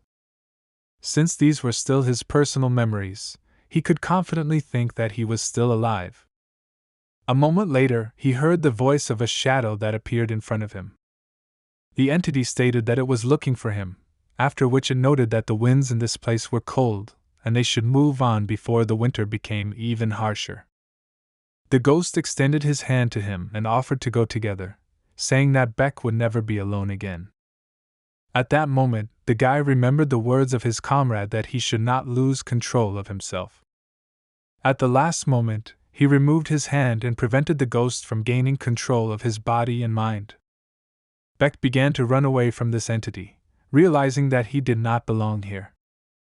After that, he began to feel Li Chan's presence more strongly, and the system reported that the goddess of justice Minerva smiled at the righteous heart of the talented player. Despite all the difficulties, they overcame a key moment. Chan Sung noticed that the ghost son is very persistent, and this is his admirable trait. He thought that if this guy began to be demonized, there was no guarantee that he would be able to get rid of him even if he gained access to Jigwee's entire vessel. Still, this was not strange. Beck had incredible potential, since most likely he was the son of Xerxes himself. While he was trying to catch his breath after treatment, Li Chan decided to finish some business and use runes that hid the guy's location from outside observers. He was ready to look at the pearls of illusion of the research center, but before that he had to complete one task that had been started for a long time. Activating his beast sense skill, he went in pursuit of the witness. Li Chang couldn't let Song Yujong tell the executive director what he saw. Yu Ying knew that he had to tell COO everything, no matter what the cost.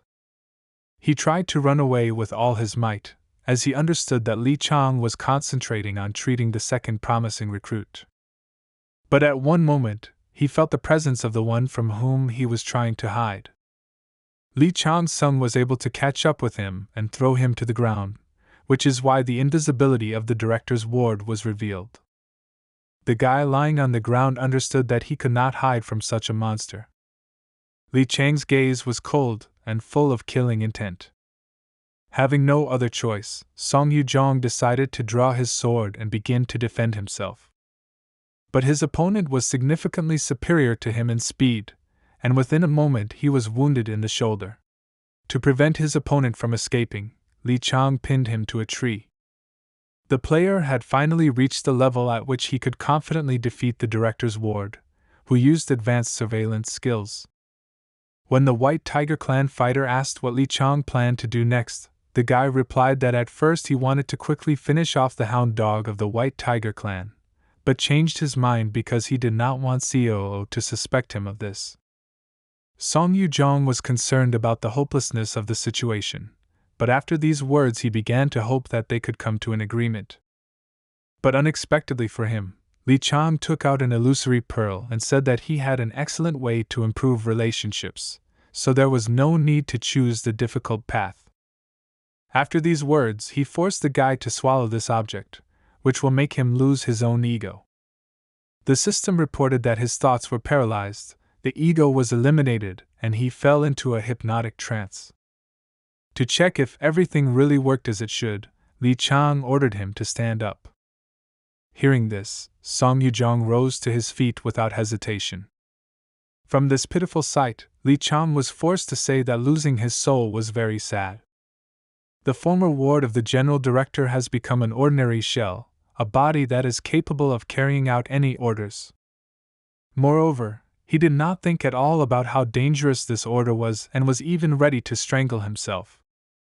This was more than enough. Seeing the loyalty of his new toy, Li Chan asked him to stop. Without any delay, Song Yujong stopped. Taking a look at the results of the illusory pearl, Li Chang agreed that the White Tiger clan had indeed done something incredible. They were able to pull something similar out of low-level ingredients, so it was hard to guess how strong the other items were. Addressing the body without an identity, Li Chang ordered him to inform General Manager O that no abnormalities were found regarding the recruits.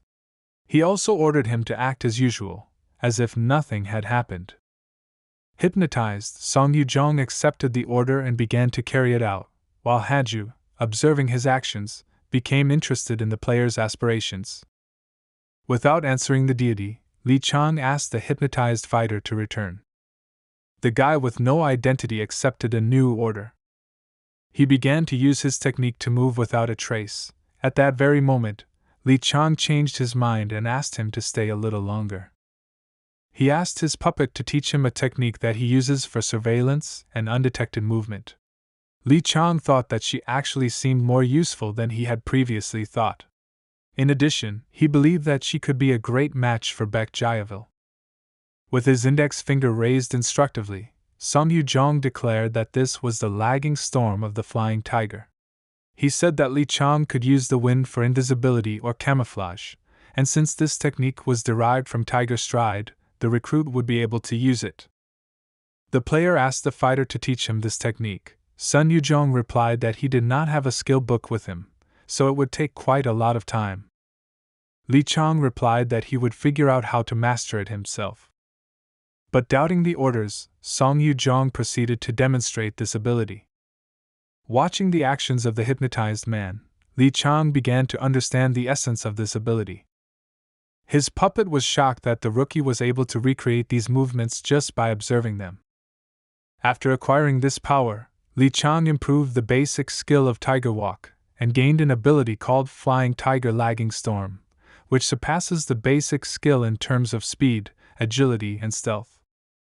Song Yujong was hypnotized, but due to the order that he should behave as usual, the body could not help but be surprised, and he stated that he had been mastering this power for several years, while the rookie was able to learn it after observing the use. Once again, Song Ying stated that Li Chansung is an amazing person. Tired of these compliments, the guy gave the order to the guy to move on. After this, Li Chan's son also began to use new abilities, and using invisibility, he went to the place of interest to him. Watching all this, Haja laughed, in absolute shock. The system reported Pablesag's opinion that the player's movements were great for hunting skills, so she thought about which one should be given to a talented guy as a reward for his performance. Li Chang stopped near the place where the female Jigui arrived on the battlefield. From Beck's words, he learned that a pair of jigwis lay an egg once every 100 years. He discovered this bird's nest. Although an egg is laid once every 100 years, it apparently took even longer to hatch. Observing the behavior of this monster, Li Chang learned that Jigui has 3 forms, but since he is a clod of spirits, he actually does not have a physical body. Since their ancestors chose the bird form, their descendants also stick to it, but can change it based on their environment. In addition, the guy understood that it was possible to redirect the nature of this creature in a good direction and increase their intelligence. The balance of the egg's power and the fact that it was underdeveloped seemed like a great opportunity to test his theory. Still, the guy believed that it would be better for him if this monster became a spirit bird. The guy began to absorb his power, while Haja became interested in how he was going to hatch the egg. Without waiting for an answer, God advised that instead of the crude form of a winged animal, choose the form of a rare monster, perhaps even a tiger.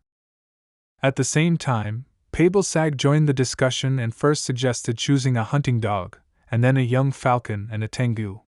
The guy thanked them for their advice and thought that the dragon's daughter had finally offered him something truly reasonable. At the same time, a conflict began between the two deities, and the system noticed that their relationship had deteriorated significantly. They were like a cat and a dog who could not reach a common opinion.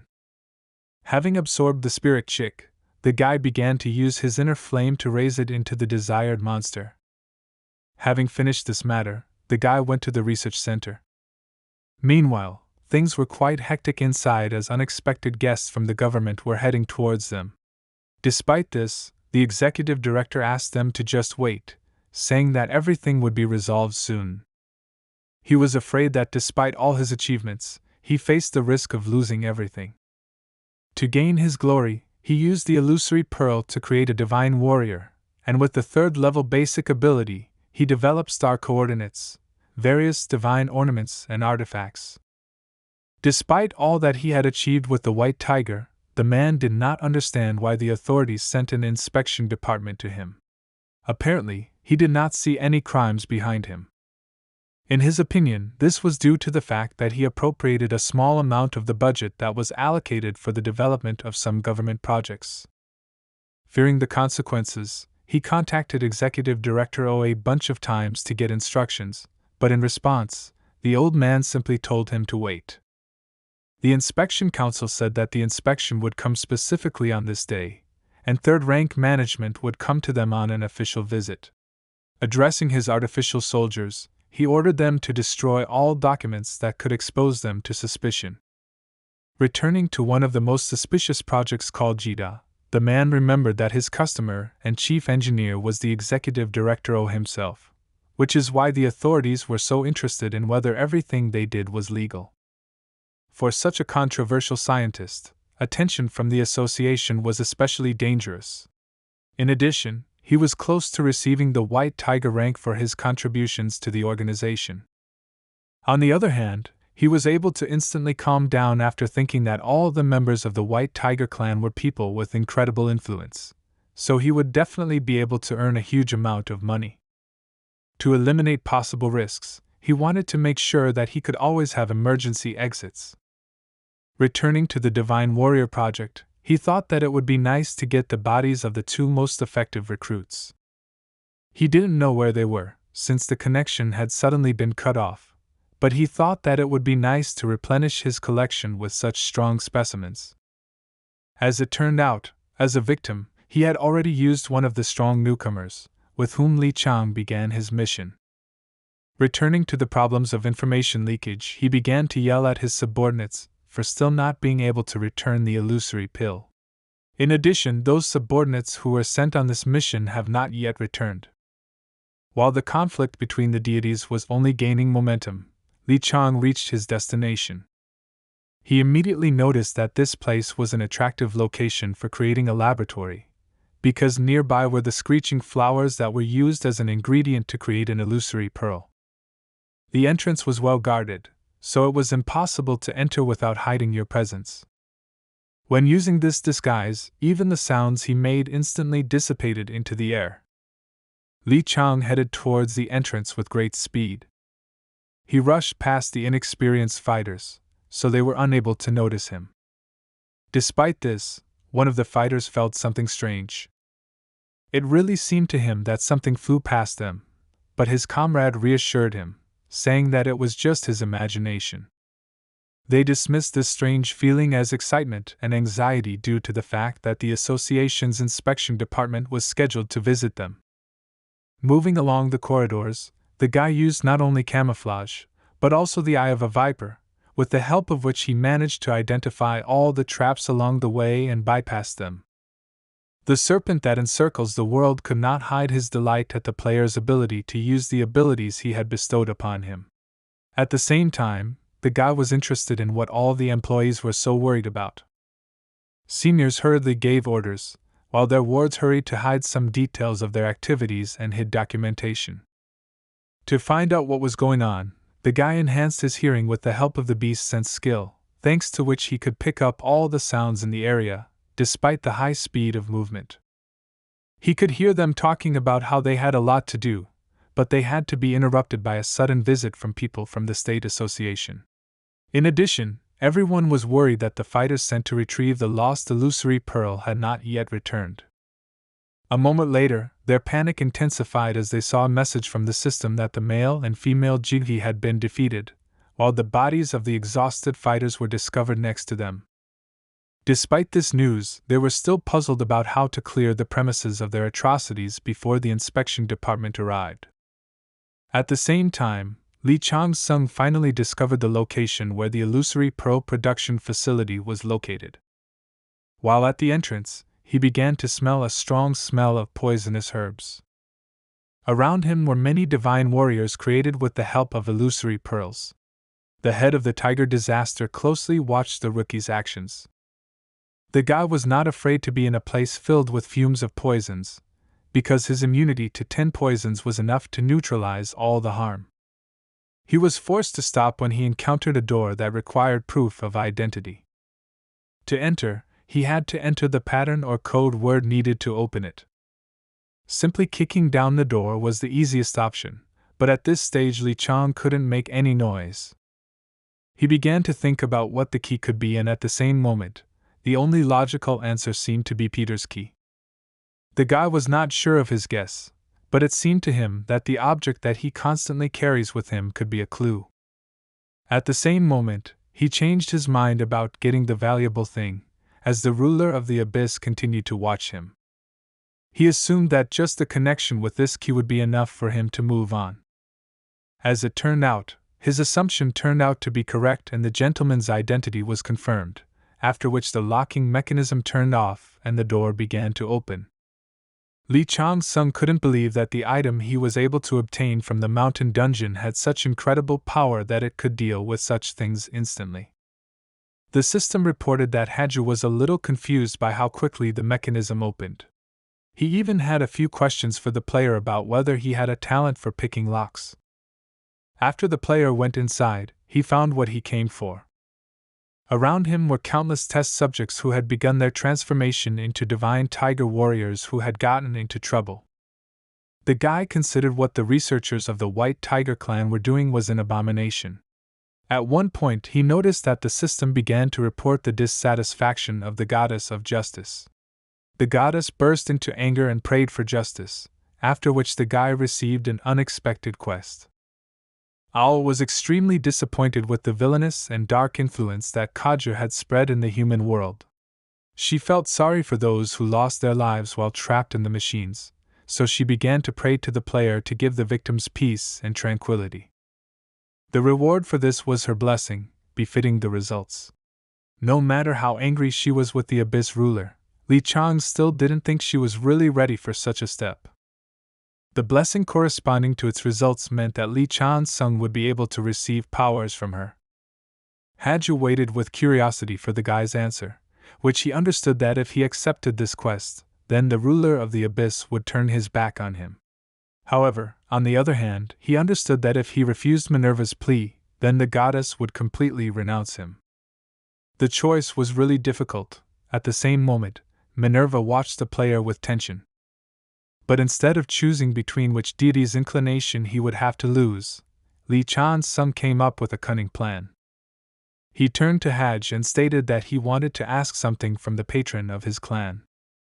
Haj cordially agreed to listen to the guy, so Lee Chang continued, saying that the patron probably knows the reason why he is in this place. The patron nodded his head in agreement and suggested getting straight to the point.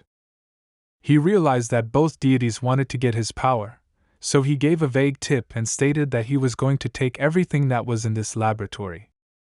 In addition, he added that he does not intend to allow others to have what he himself does not have.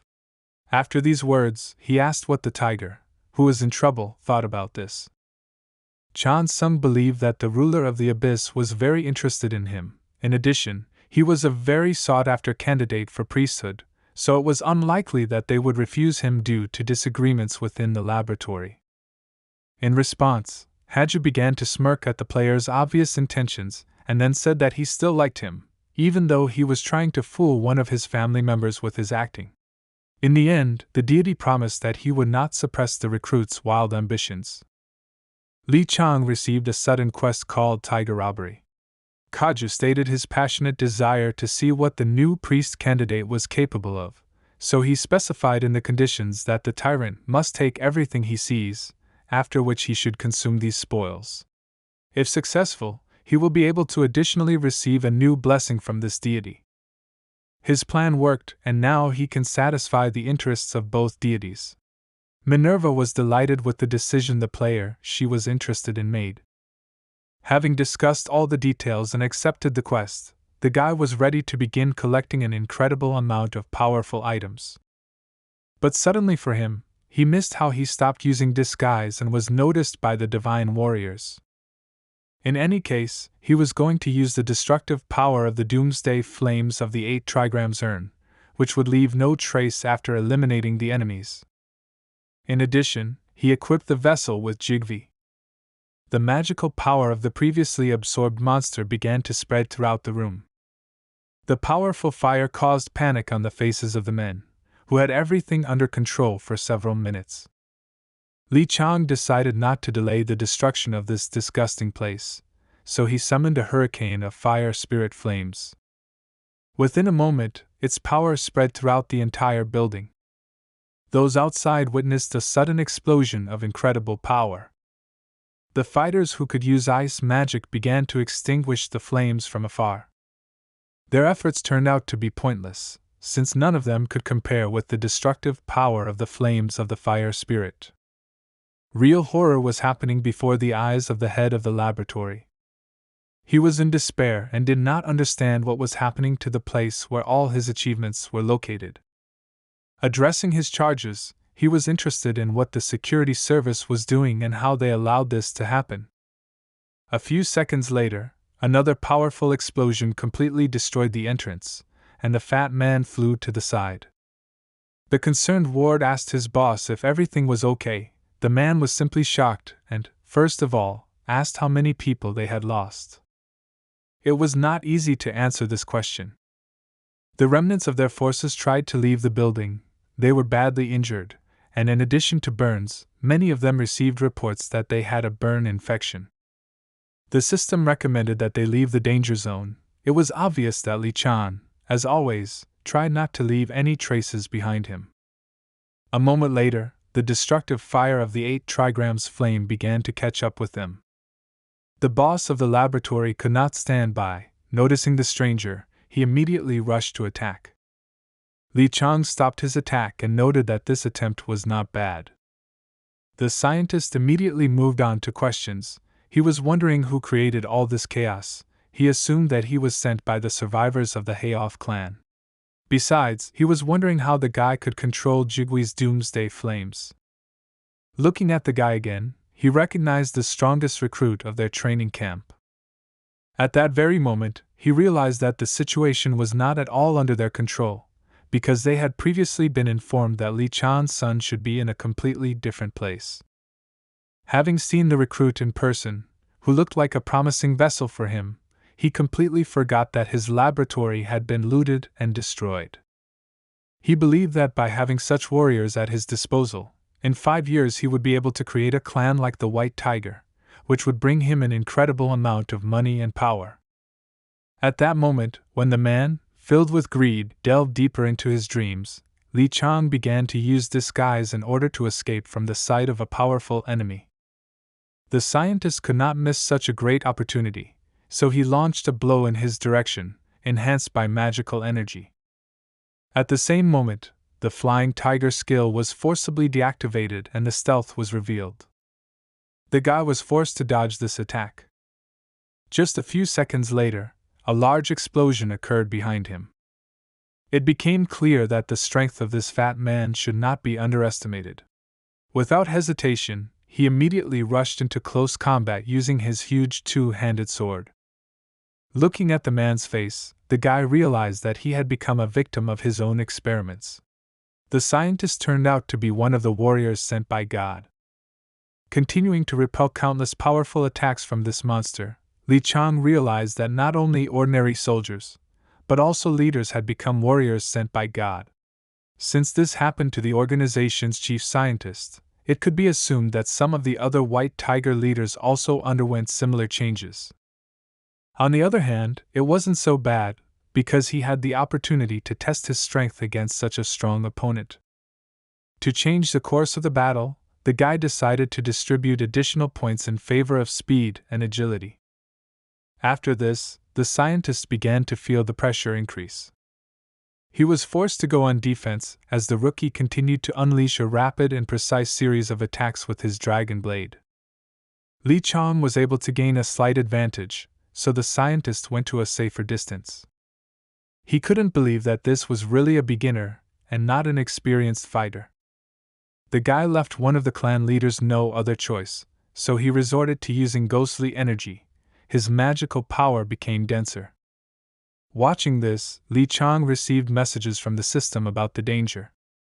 A powerful area attack was directed towards the talented player. Li Chang had no choice but to leave the affected area. He was really annoyed by the ghostly energy, which was reminiscent of Haj's power. When the guy tried to move to a more advantageous place, artificial warriors appeared behind him. They were furious about what happened to the laboratory, so they were ready to give their lives for the director. Li Chang couldn't believe that even they were also God-sent warriors. To deal with their numerical advantage, Li Chang resorted to using blood poison to enhance the Doomsday Fire barrier. He protected himself from these monsters in order to gain some time. Despite the power of his technique, he was unable to stop the God-sent warriors. The enemies managed to break through his barrier. It was dangerous to fight further, so the guy decided to take a desperate step. He acted wisely and decided to flee in order to divide the enemy forces. Continuing to move through the corridors of the remains of the laboratory, the guy stopped using his disguise. The stupid cloned warriors shouted that they managed to trap the enemy. But the guy's cold and purposeful gaze said otherwise. Of course, the scientist was wary of his calm behavior. He was furious because he realized that they hadn't actually cornered him. He had just deliberately brought them to this place so as not to have to fight multiple people at the same time. Noticing the guy's movement, he shouted to his charges to immediately bend down. But it was too late, and the scientist could only watch as his fighters fell one after another. While in a narrow corridor, Li Chang resorted to using his razor-sharp whip, which was saturated with magical energy. By destroying his enemies, his power began to increase and his accuracy increased significantly. But at one point, the guy was so carried away by the extermination of his enemies that he did not notice how the director himself approached him, who was the most dangerous among all. In an instant, the man was able to catch the guy by the neck and lift him up, pressing him against the wall. He shouted that he had finally caught the naive recruit.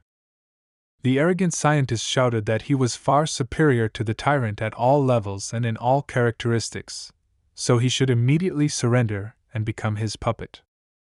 But instead of confusion and panic, there was a confident smile on the recruit's face, with which he asked whether the scientist was really sure that since he was able to catch him, he would be able to do whatever he wanted. The arrogant man thought he was in control, but he was proven wrong. Within a moment he saw that there was a seal on Li Chan's right hand, which had a huge amount of energy concentrated. A legendary artifact, a fish gut sword, began to appear from his right hand. At the same moment, a dragon tooth appeared in his left hand. With a cold gaze, he said the name of the technique. The twin swords sounded with a loud scream. At the same moment, the dagger called the crooked tooth of the evil dragon awakened. When it comes to divine artifacts, it is worth noting that Yezi earned eternal fame after he created his first masterpieces. At the same time, the demonic blacksmith Tauti created countless ingenious things so that the title of blacksmith would be associated only with him. Even among the gods and stars, these two are considered known opposing forces. It is impossible to decide which of them is the best craftsman.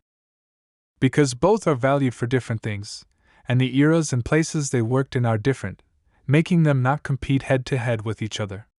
However, now, at this very moment when Li Chang has revealed the power of both legendary blacksmith's items, it is time to decide who is the best. The fish gut sword that has quenched its bloodlust is sparkling like never before, and the evil dragon's crooked tooth has in turn begun to show its true value. Li Chang fulfilled the necessary conditions, and legendary events took place before the scientist's eyes. The Shadow God, as an expert with killing weapons, was able to unleash the full potential of the evil dragon's crooked tooth. It is known that the blade that the guy received from Pabelsag has the effect of prolonged bleeding, but other effects cannot be determined, since its owner has not yet fulfilled some of the requirements. Crossing his swords, the guy took a deep breath, the sound of the twin swords causing his opponent to tremble. Pabelsag could not believe that the player she was attracted to was able to hurt her divine artifact, bestowed by the goddess Tiamat. The two famous blades also attracted the interest of other deities. Facing such a monster as Li Chang, the scientist began to turn to his bestial instincts, which he received from his patron. It told him to avoid this guy at all costs. The guy only slightly swung, and at that moment, his enemy felt that if he did not avoid these blows, he would immediately die. Having no time to dodge, the scientist decided to go on defense. He relied on his huge two-handed sword. The first attack was blocked, but the man began to feel exhausted, and he flew several meters back. After delivering the first test attack, Li Chan noticed that the sword made by the first Yezi began to cry and complain that he did not want to end the battle so quickly. The hunger of the fish gut sword was understandable, since this item had been sealed hundreds of years ago. At that very moment, Dragafan decided to join in the fun. This sword begged to be seen what it could do. Li Chang couldn't refuse him and swung it towards his enemy. An incredible amount of energy was directed towards the scientist, who was not able to fight against such power. He tried his best to hold back the attack, but the pressure was too much. At one point, his two-handed sword broke. While the fish gut sword showed off its shiny blade, the prey thought that in order to survive, it must immediately flee the battlefield. In the middle of the battle, Li Chang was forced to choose between his two blades. Both of them were proud and eager to make the final blow. While the guy was thinking about which legendary artifact to use, the scientist was already running away. Li Chang could not let go of this leader, because this threatened him with problems within the White Tiger clan, which would disrupt his plans. In order not to have to choose, the guy struck a double blow with his best blades. In addition, he decided to make sure that this would be enough, so he decided to take out the enemy using the Black Mountain Monarch Claw skill. It was impossible to escape from such incredible power. Looking around, the scientist managed to notice the inevitable collision with the mysterious force of the mysterious newcomer. A powerful explosion ended this battle and the enemy was defeated. The system reported that the scientist began to experience severe despair. He still had a thirst for life, but he was doomed. One blow from the legendary blades, enhanced by the destructive power of the flames of 8 trigrams, was enough to destroy the warrior sent by God. In addition, the fire of the end of the world continued to intensify as it fed on the anger of its owner. The scientist's regrets and desperate attempts did not escape the player's attention. He did not understand where this man was trying to crawl away in such a hopeless situation. He walked slowly behind him to find out what purpose his prey was pursuing. The system reported that player Yasang-1 has been eliminated and is no longer in the dungeon ranking.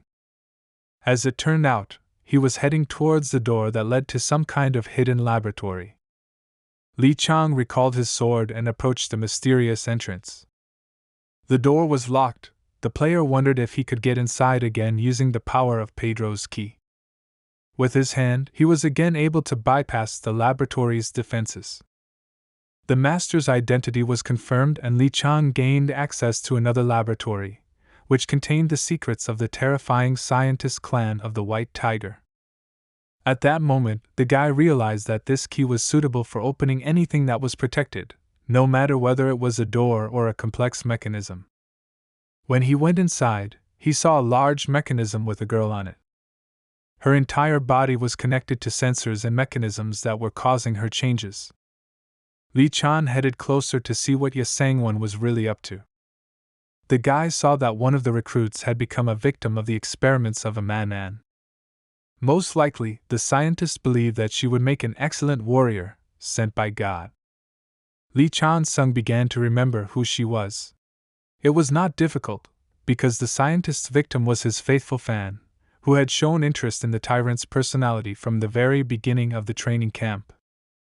Looking at the list of participants, he learned that her name was Shin Yunseo. The guy assumed that she had already been turned into a warrior sent by God. To make sure what condition she was in, the guy took her hand and began analyzing it using his system. As it turned out, the scientist used a completely different method of transforming the player. He noticed that something stronger and more fundamental was used here, a force that even surpassed the warrior sent by God. The results of experiments on people were what he had to observe inside the laboratory. It was no longer strange that the local White Tiger Clan warriors tried so hard to hide the documentation from the eyes of the commissioned representatives from the association. To create the real monster, these vile scientists used data from the bodies of demonic beasts, goblins, and even Jigui. It became obvious why Executive Director O tried so hard to hide this place from the others. Looking at this girl, Li Chan thought that the warriors sent by God were only a step on the path to the perfection that Shin Yunseo became. Thanks to the beast sense he received from Haju, Li Chan discovered her resemblance to the leader of the goblin army, whose name was Gildal.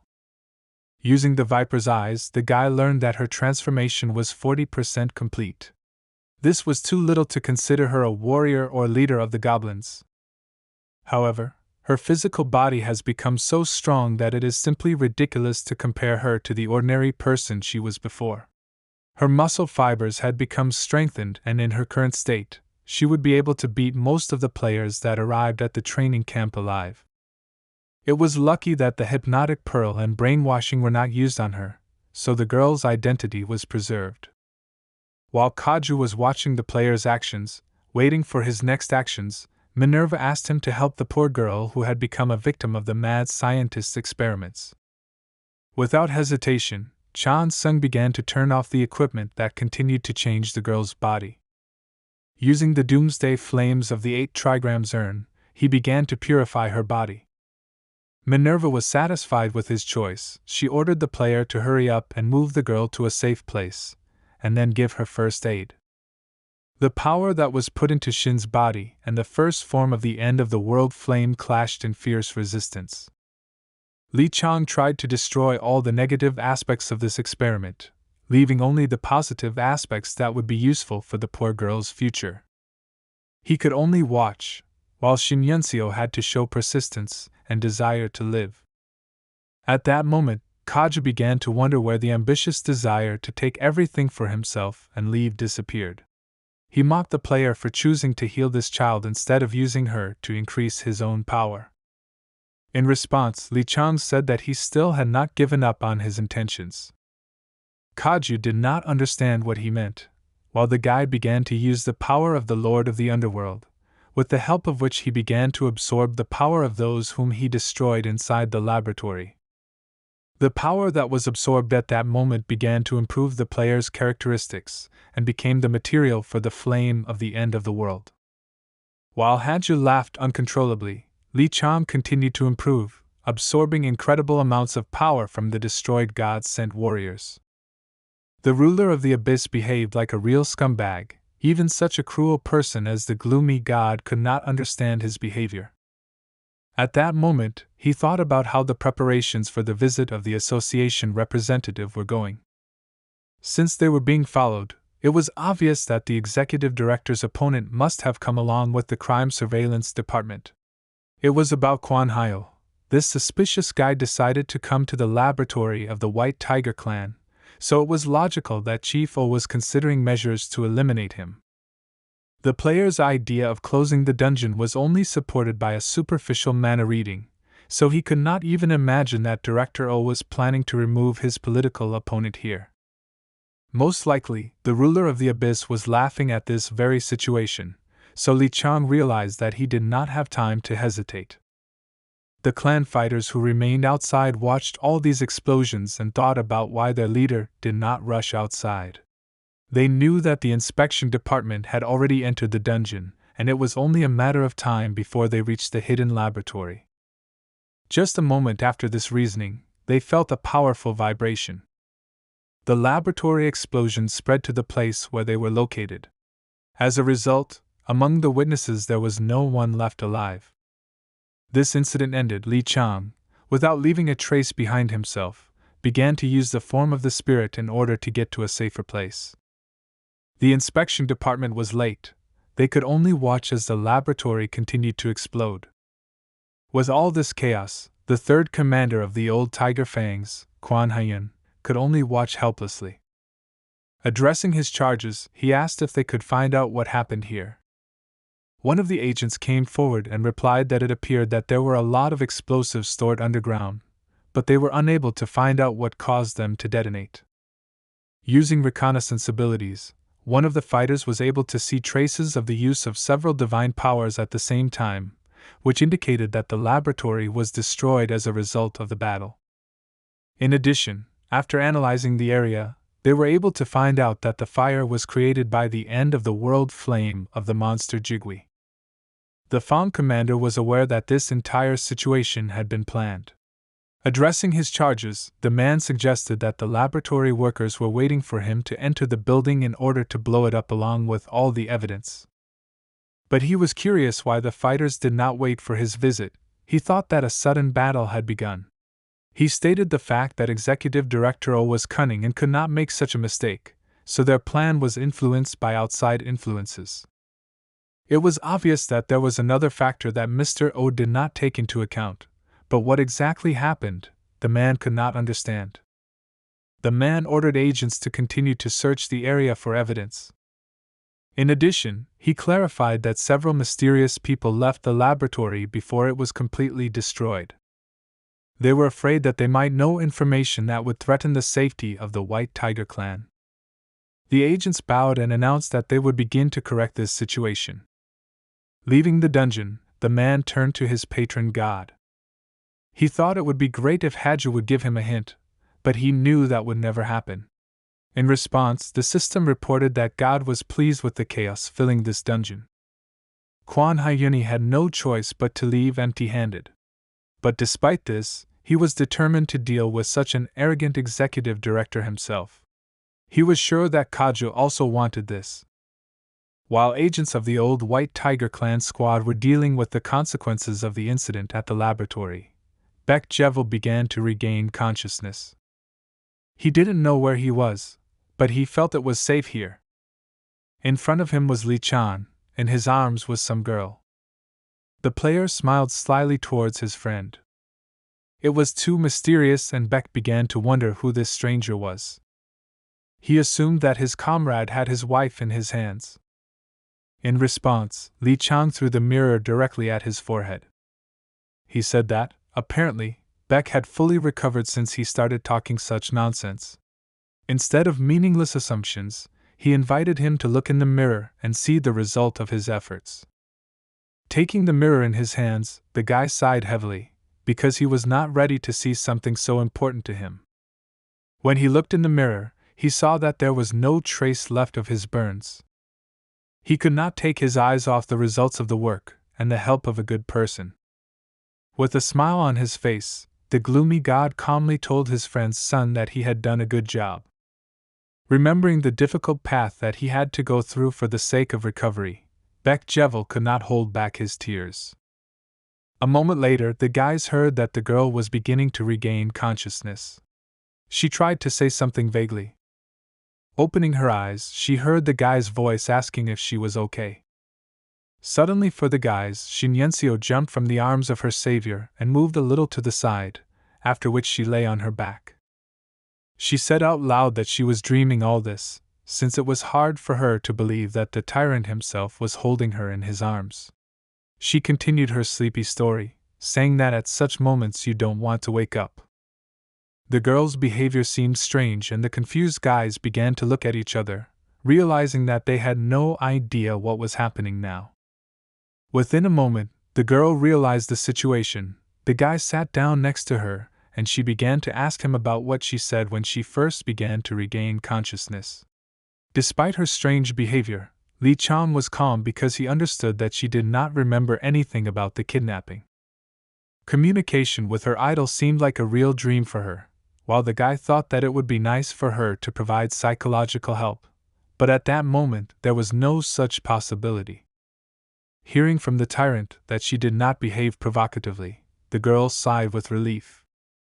Since everyone was fine, Lee Chan-sung decided to pay attention to the situation and said that they should hurry up and leave the place as it is not safe. In response, the girl suddenly asked what his blood type was.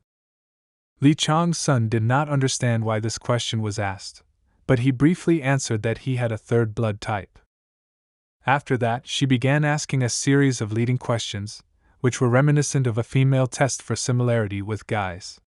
Taking advantage of the moment, she talked with her idol and recalled moments from his career where he mentioned his hobbies. She knew him as the embodiment of the word rudeness, so she could not believe that this was the real Lee Chan-sung, because he would behave differently, and would not be so kind to some stranger. The situation became incredibly difficult. The guy stepped aside and began to think about leaving this crazy girl and, together with his more adequate friend, finally leaving this terrible place.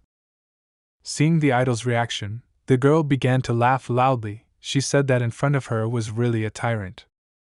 Turning to Lee Chan's comrade, she said that she was able to identify him by the displeased expression on his face. This daring girl drove the player crazy. To support her hypothesis, she said that only a tyrant would abandon a person because he pissed her off. Beck agreed with her assumption and said that there could be no mistake. Then she went forward and, considering herself part of the team, asked where they were going to go next. Despite the madness that was going on around him, the guy was satisfied with recent events. He managed to get an incredible amount of trophies, and as a reward for completing sudden quests, 2 blessings from Minerva and Kaja at the same time. He started this dungeon on his own, but made friends who seemed loyal and sincere.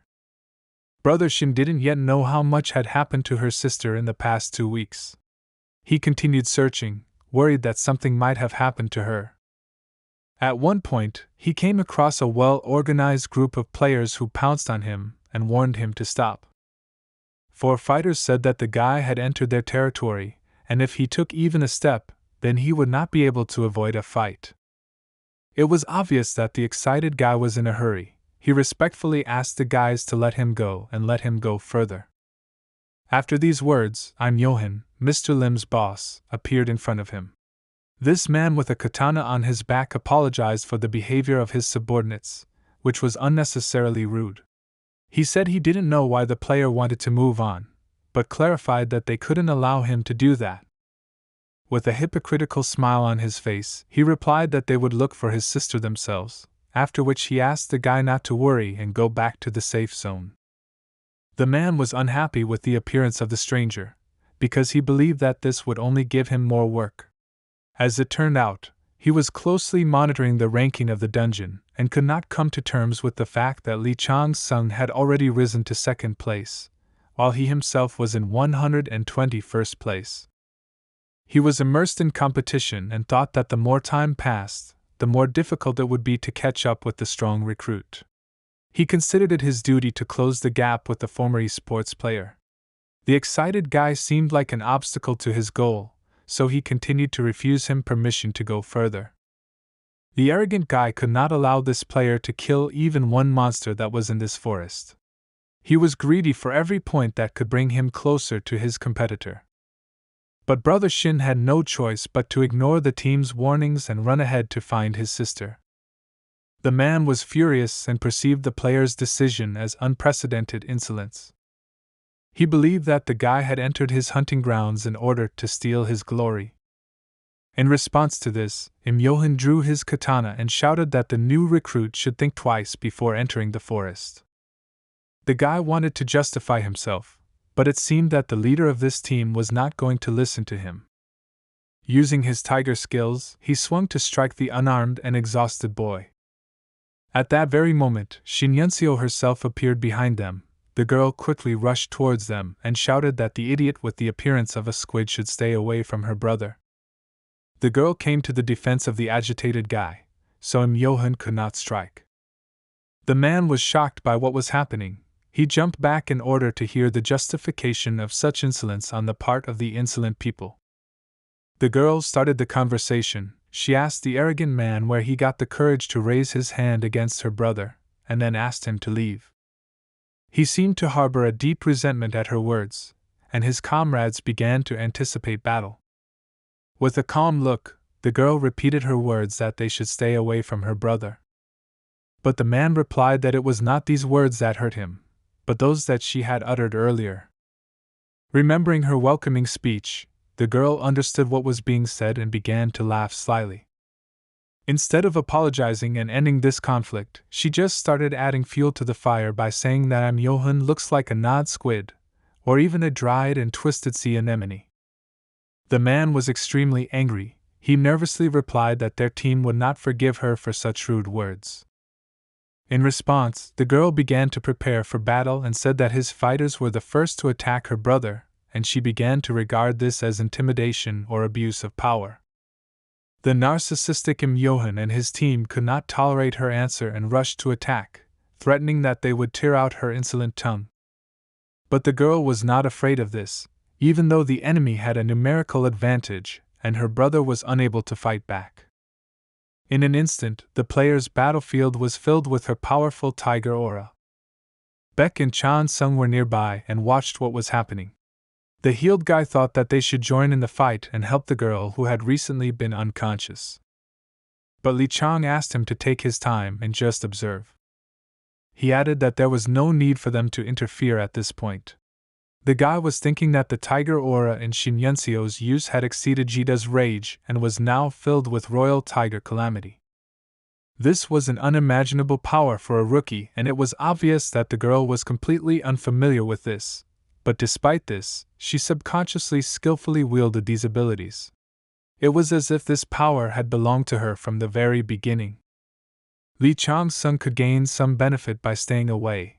He assumed that if he continued to observe her, he would be able to understand what Jidao was like. In this case, he would even be able to notice the negative effects of this power.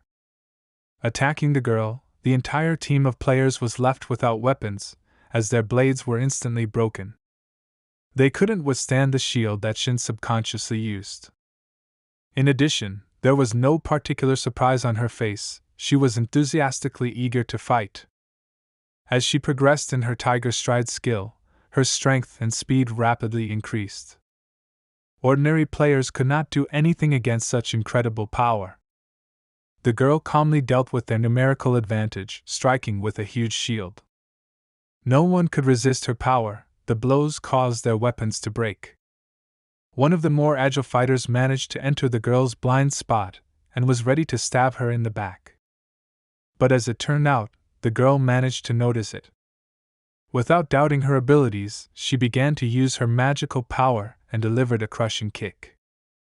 Beck couldn't believe that the previously weakened girl could use the skills of the White Tiger clan so skillfully. At the same time, Li Chang assumed a similar outcome, so he continued to watch in anticipation of something more interesting. The girl's next weapon shocked the enemy team. Her tiger weapons included not only a shield, but also a huge halberd, which a weak and defenseless girl could hardly handle. Confident, Shin decided to ask if Johan was confident that he could make her apologize for the insults. The guy, scared to death, could not move, while the girl, filled with anger, once again asked him to repeat the recent threats. Observing this, Minerva began to support Shin Yunseo, seeing true justice in her actions. The girl's strength was significantly superior to her opponent's. Johan had completely lost control of the battle. All he could do was still arrogantly think about how some scoundrel, whose rank was much lower than his, could so easily deal with his team. After seeing this, Beck agreed that there really was no reason for them to interfere in the battle. Li Chang was satisfied with this spectacle. As it turned out, when Shin regained consciousness, she warned him that she managed to remain calm even after she understood the powers that were previously unfamiliar to her. Her real talent was her poise and determination. In addition, the gloomy god noticed that she has superhuman strength and feelings that outshine the flame of Jida. At the moment of battle, her hidden potential blossomed. It complemented her physical attributes. The guy was excited to watch her power level without awakening, expecting to see something more likely in the form of the real Jida. At one point, he thought about an important detail that he had previously missed. He realized that COO was not the only one who wielded such power. Although he did not know what one of the clan leaders should strive for, he was sure that his ambitions were certainly not small. Lee Chang-sung was able to pick up something interesting from the altar, so he wanted to confirm the information that was related to the mysterious thing he was thinking about. While the guy was thinking about the girl's limitless potential, Im-Yohan received the final blow that ended this battle. The girl was many times superior to him in brute strength and skills. She did not intend to kill her daring opponent, so she hit him with the blunt side of the halberd, causing him to lose consciousness. The brother watching this battle could not understand what had happened to his sister during this time, that she had changed so much. Shin cryptically replied that it was something strange. Meanwhile, her comrades appeared and calmly watched the beating of the self-confident players. The guy probably wasn't very happy to see the one who stole his sister's heart. With a satisfied smile, the girl said that her brother should not worry, because her idol Lee Chan-sung was the one who saved her from danger. In addition to the tyrant, the guy was also worried about his companion. He couldn't understand who it was. Beck had really changed a lot, and the player couldn't even guess where he came from, since he didn't notice him among the students. Beck Jayevel joined his new comrades.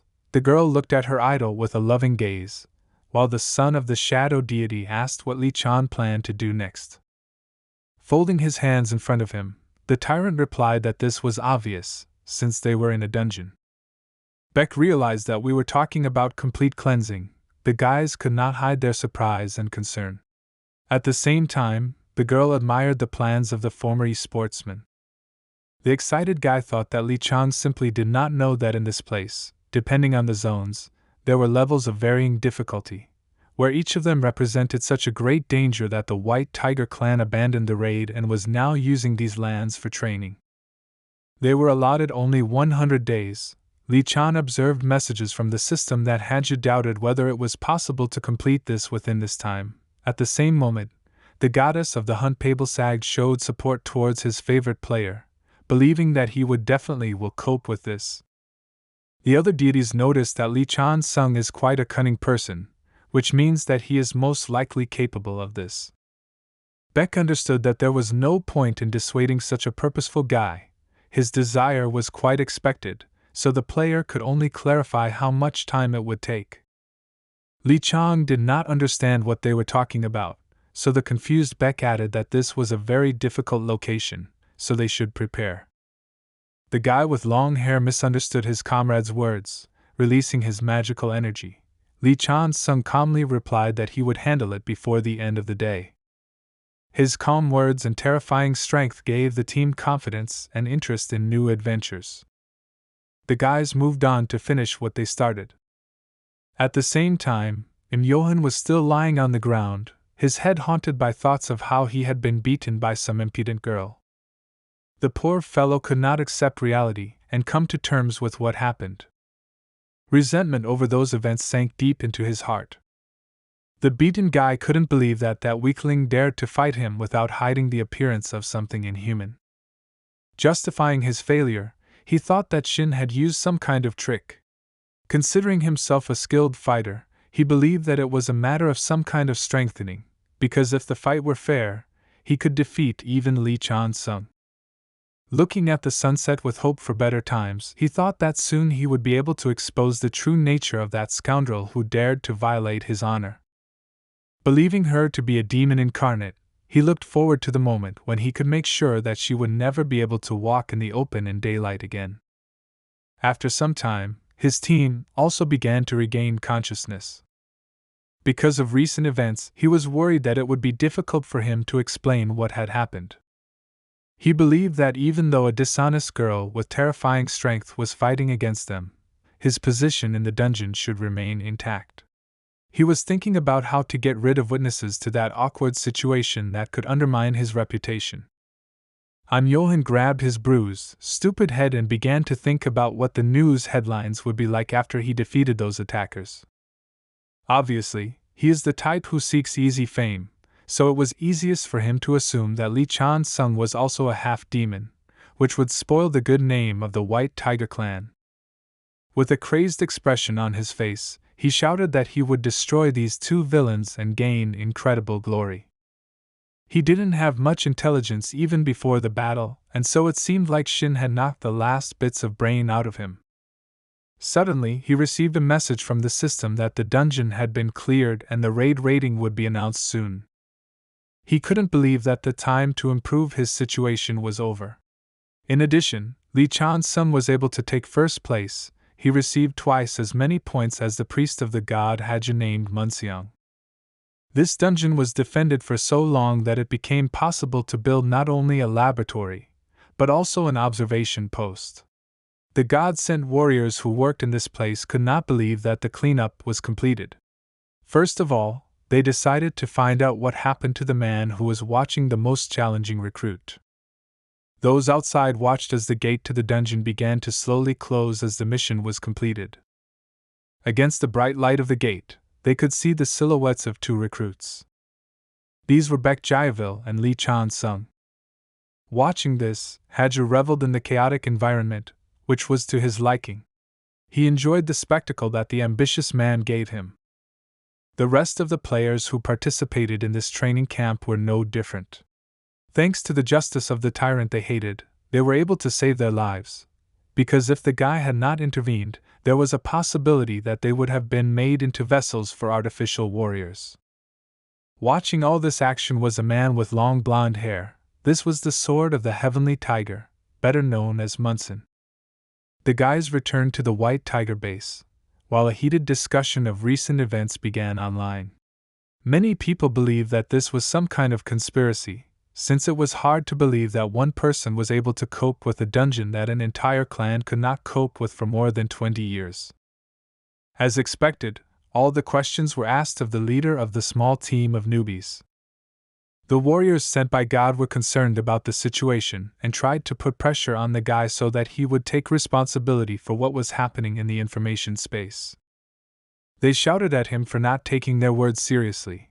One of them even began to threaten with violence. In response to these words, the impudent guy in the eyepieces caught a blow to the face. Li Chang was surprised because someone from whom he did not expect it stood up for him.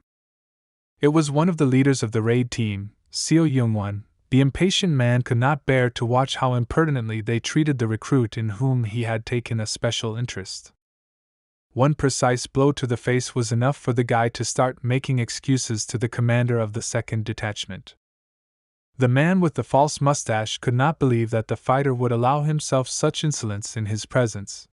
Trying to rectify the situation, the ward, with a trembling voice, asked why the head had come to them. Seo Young-won replied that he wanted to take the guy with him, which created a lot of noise around the closure of the dungeon. The fighter replied that they still had not completed the investigation, but his words had no weight in this situation. Showing his tiger aura, the man asked if the fighters had any objections to his decision. The beaten guy was an example that no one would dare to go against the decision of the commander of the second team. Wild Tiger decided that the investigations department was no longer interested in pointless interrogations, so he asked the new recruits to follow him. Li Chang-sung was serious, while the rest of his squad looked rather strange. The girl, head over heels in love with Tyrant, asked her brother if he thought Li Chan was cool. The guy could only confusedly agree in response. Still, he had no reason to answer otherwise. Previously, he believed that Li Chang-sung was bluffing when he said that he could clear the dungeon in a day. As a result, he saw with his own eyes the incredible power of this player. It seems his opinion of his sister's idol has changed dramatically, and it was logical. At one point, Seo Young-won stopped and asked the guys to follow his team members, while Li Chan-sung was to follow him. They walked through the corridors of the building in silence for several minutes, but the leader of the second team was filled with questions. First of all, he said he believed that the members of the team he had assembled at the training center were with him. The guy answered briefly and laconically that it was so. Demonstrating his leadership qualities, the man gave the inexperienced guy advice that the team should be a collection of people who got along with each other, led by the smartest. Li Chang agreed with his obvious words and then asked where they were going. He understood that they were not heading to the office of Executive Director O. The man was surprised that he forgot to warn the guy that they were going to the meeting room. He clarified that the head of the clan said that he wanted to listen to the amazing recruit in person. Hearing about this, Lee Chan-sung became wary, because it was about Young Ho-moon. At the same moment, the one whom the guy remembered earlier appeared in front of them. The executive director said that Lee Chang had changed noticeably and now looked better than when they last met. Despite his words, the feeling of his presence was not so calm. The system reported that the eyes of a furious tiger were peering at the player. Lee Chang was sure that at this moment the executive director was interested in many things, for example, closing the dungeon a little later than blowing up the research center. Although Director Kwan remained fine, the old man had to receive a report from his charge that he knew nothing. He had no doubt that the old man suspected him of some problems in the dungeon, since clearing it in a day was simply absurd. Despite the fact that there was no sincerity in their communication, the leader continued to maintain a calm and pleasant conversation. He said they couldn't have done it without the recruit's abilities. Furthermore, he described the recent events as pure chaos, adding that because of this, all the team heads from the raid department started fighting among themselves just to talk to the young talent.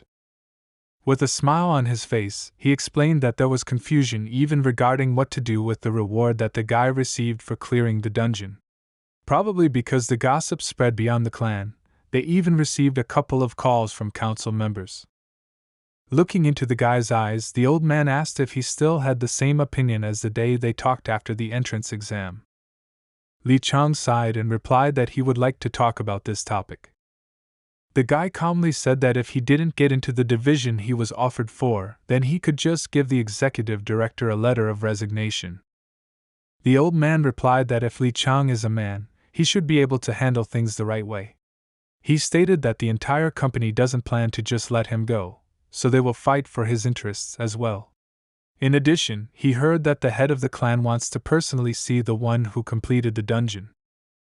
Before meeting with the head, he asked the guy to forget about what the head thinks about the clan, since he has little interest in worldly matters. After these words, they began to climb the elevator, inside which silence began. The place they ended up in was very different from the floors of the clan office building that we saw earlier. Lee Chang began using the snake's eye to analyze the area. At the same time, the beast's instincts warned him of danger. He heard that Kaju raised a good apostle, although his ability and talent were lower than that of his patron. While in this place, he met someone dangerous for the first time in a long time. The guy entered the Azure Flower Garden. In front of him was a path that led to the temple of the head of the clan.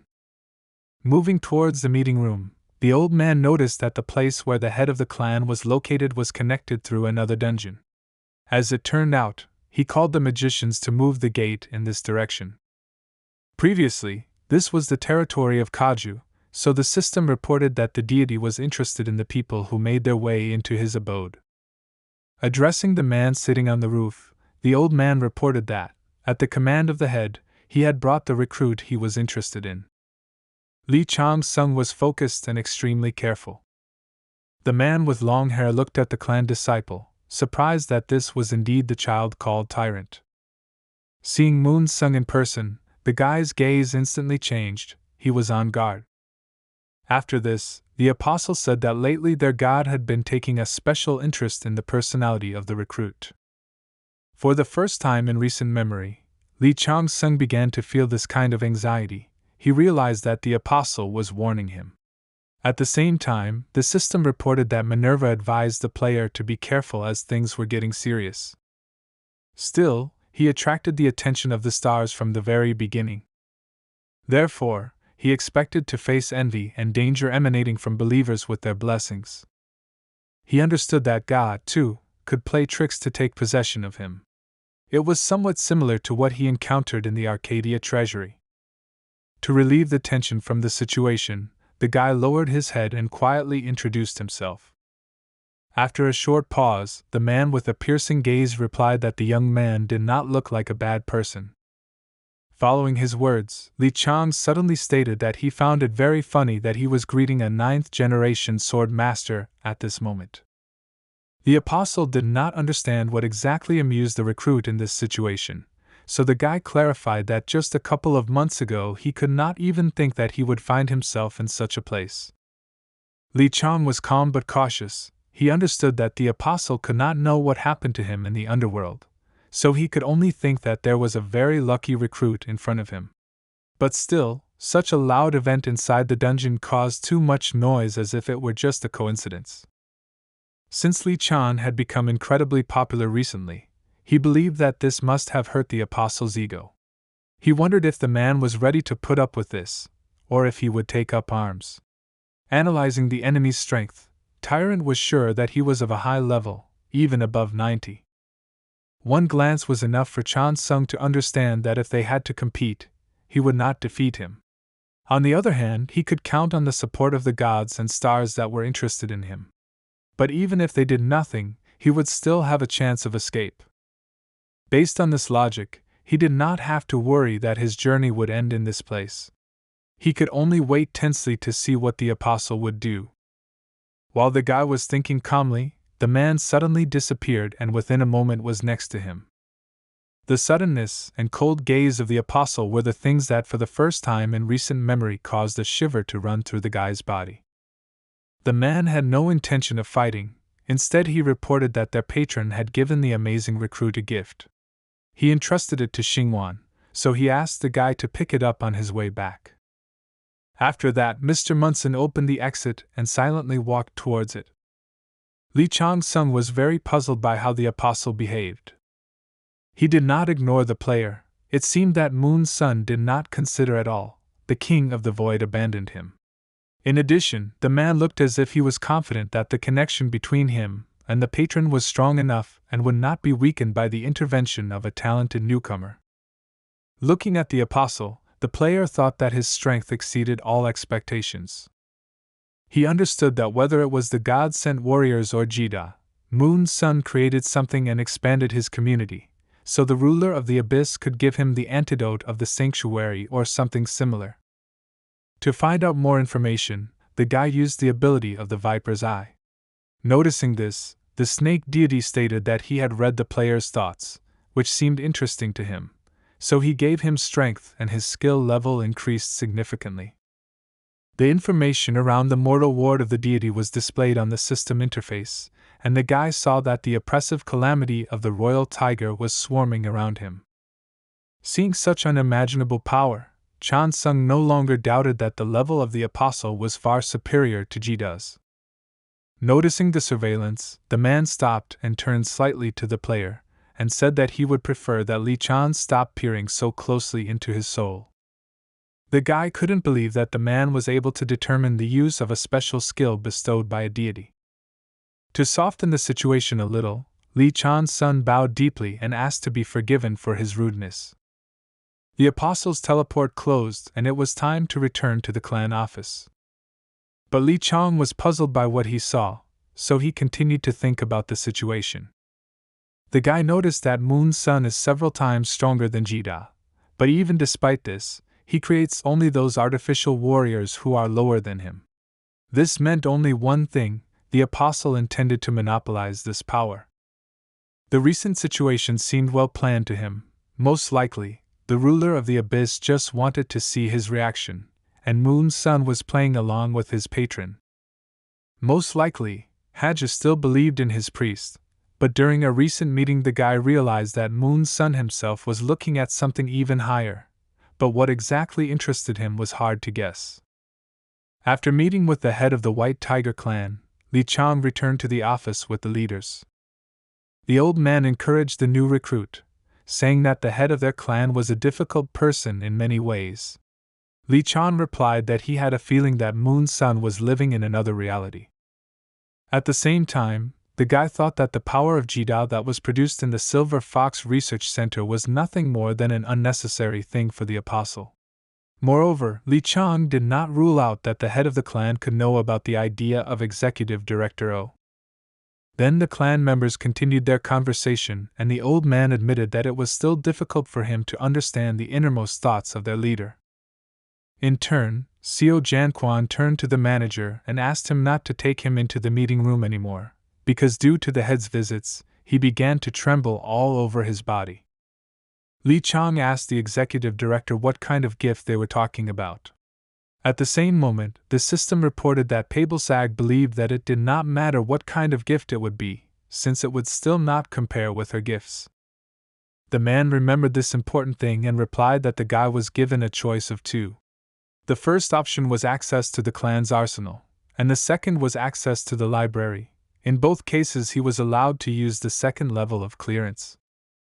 Xiao Jianquan was delighted that Li Chan had received such advanced access, and then asked the guy to take him with him to the armory. The leader of the second team believed that he would be able to see the divine weapon, but the old man understood that the player had decided not to benefit one of his subordinates. In order not to seem strange, Li Chan Sung replied that he should think about it, since this news was a real shock to him. But the old man is not simple. He called the recruit's answer eloquent, but noticed that he looked completely calm. In his defense, the guy said that we were talking about the unprecedented generosity of their patron, because he already received an incredible reward for his personal task in clearing the dungeon. The old man did not want to argue, so he simply hurried the student with his choice. Xiao Jianquan began to rejoice, anticipating the player's obvious choice in favor of the arsenal.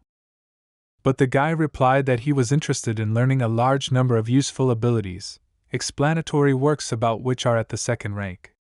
He thought that he should not miss the chance to work with the second rank of library access, since he still had not discovered the necessary constellation technique.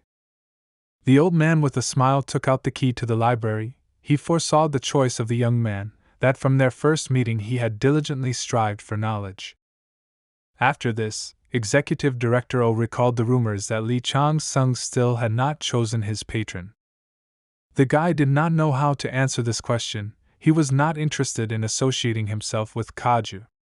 The shocked leader of the second team couldn't believe what he heard. He believed that the manager's words were nonsense, since he did not believe in the existence of the player that he had gone so far without choosing his patron.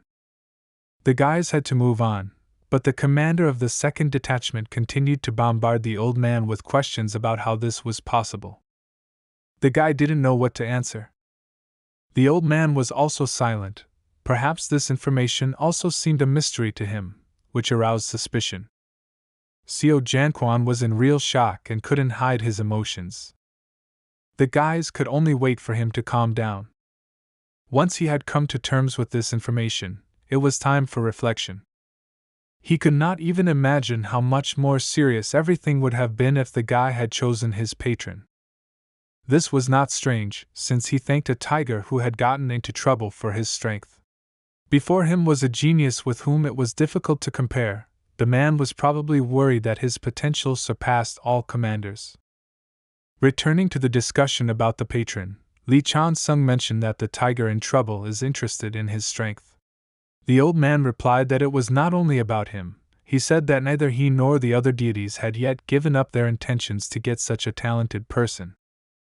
The CEO's proposal was unexpected, so the guy mentioned that there was no point in this, since many gods had previously asked him to become their apostle. The old man's gaze became much more serious. Looking into the guy's eyes, he asked if he understood how unreasonable his refusal was. In response, Li Chang began to manipulate the situation and said that if his reward was simply becoming an apostle, then he would not mind signing his resignation letter. He stated that he was already receiving enough privileges, even more than he could wish for.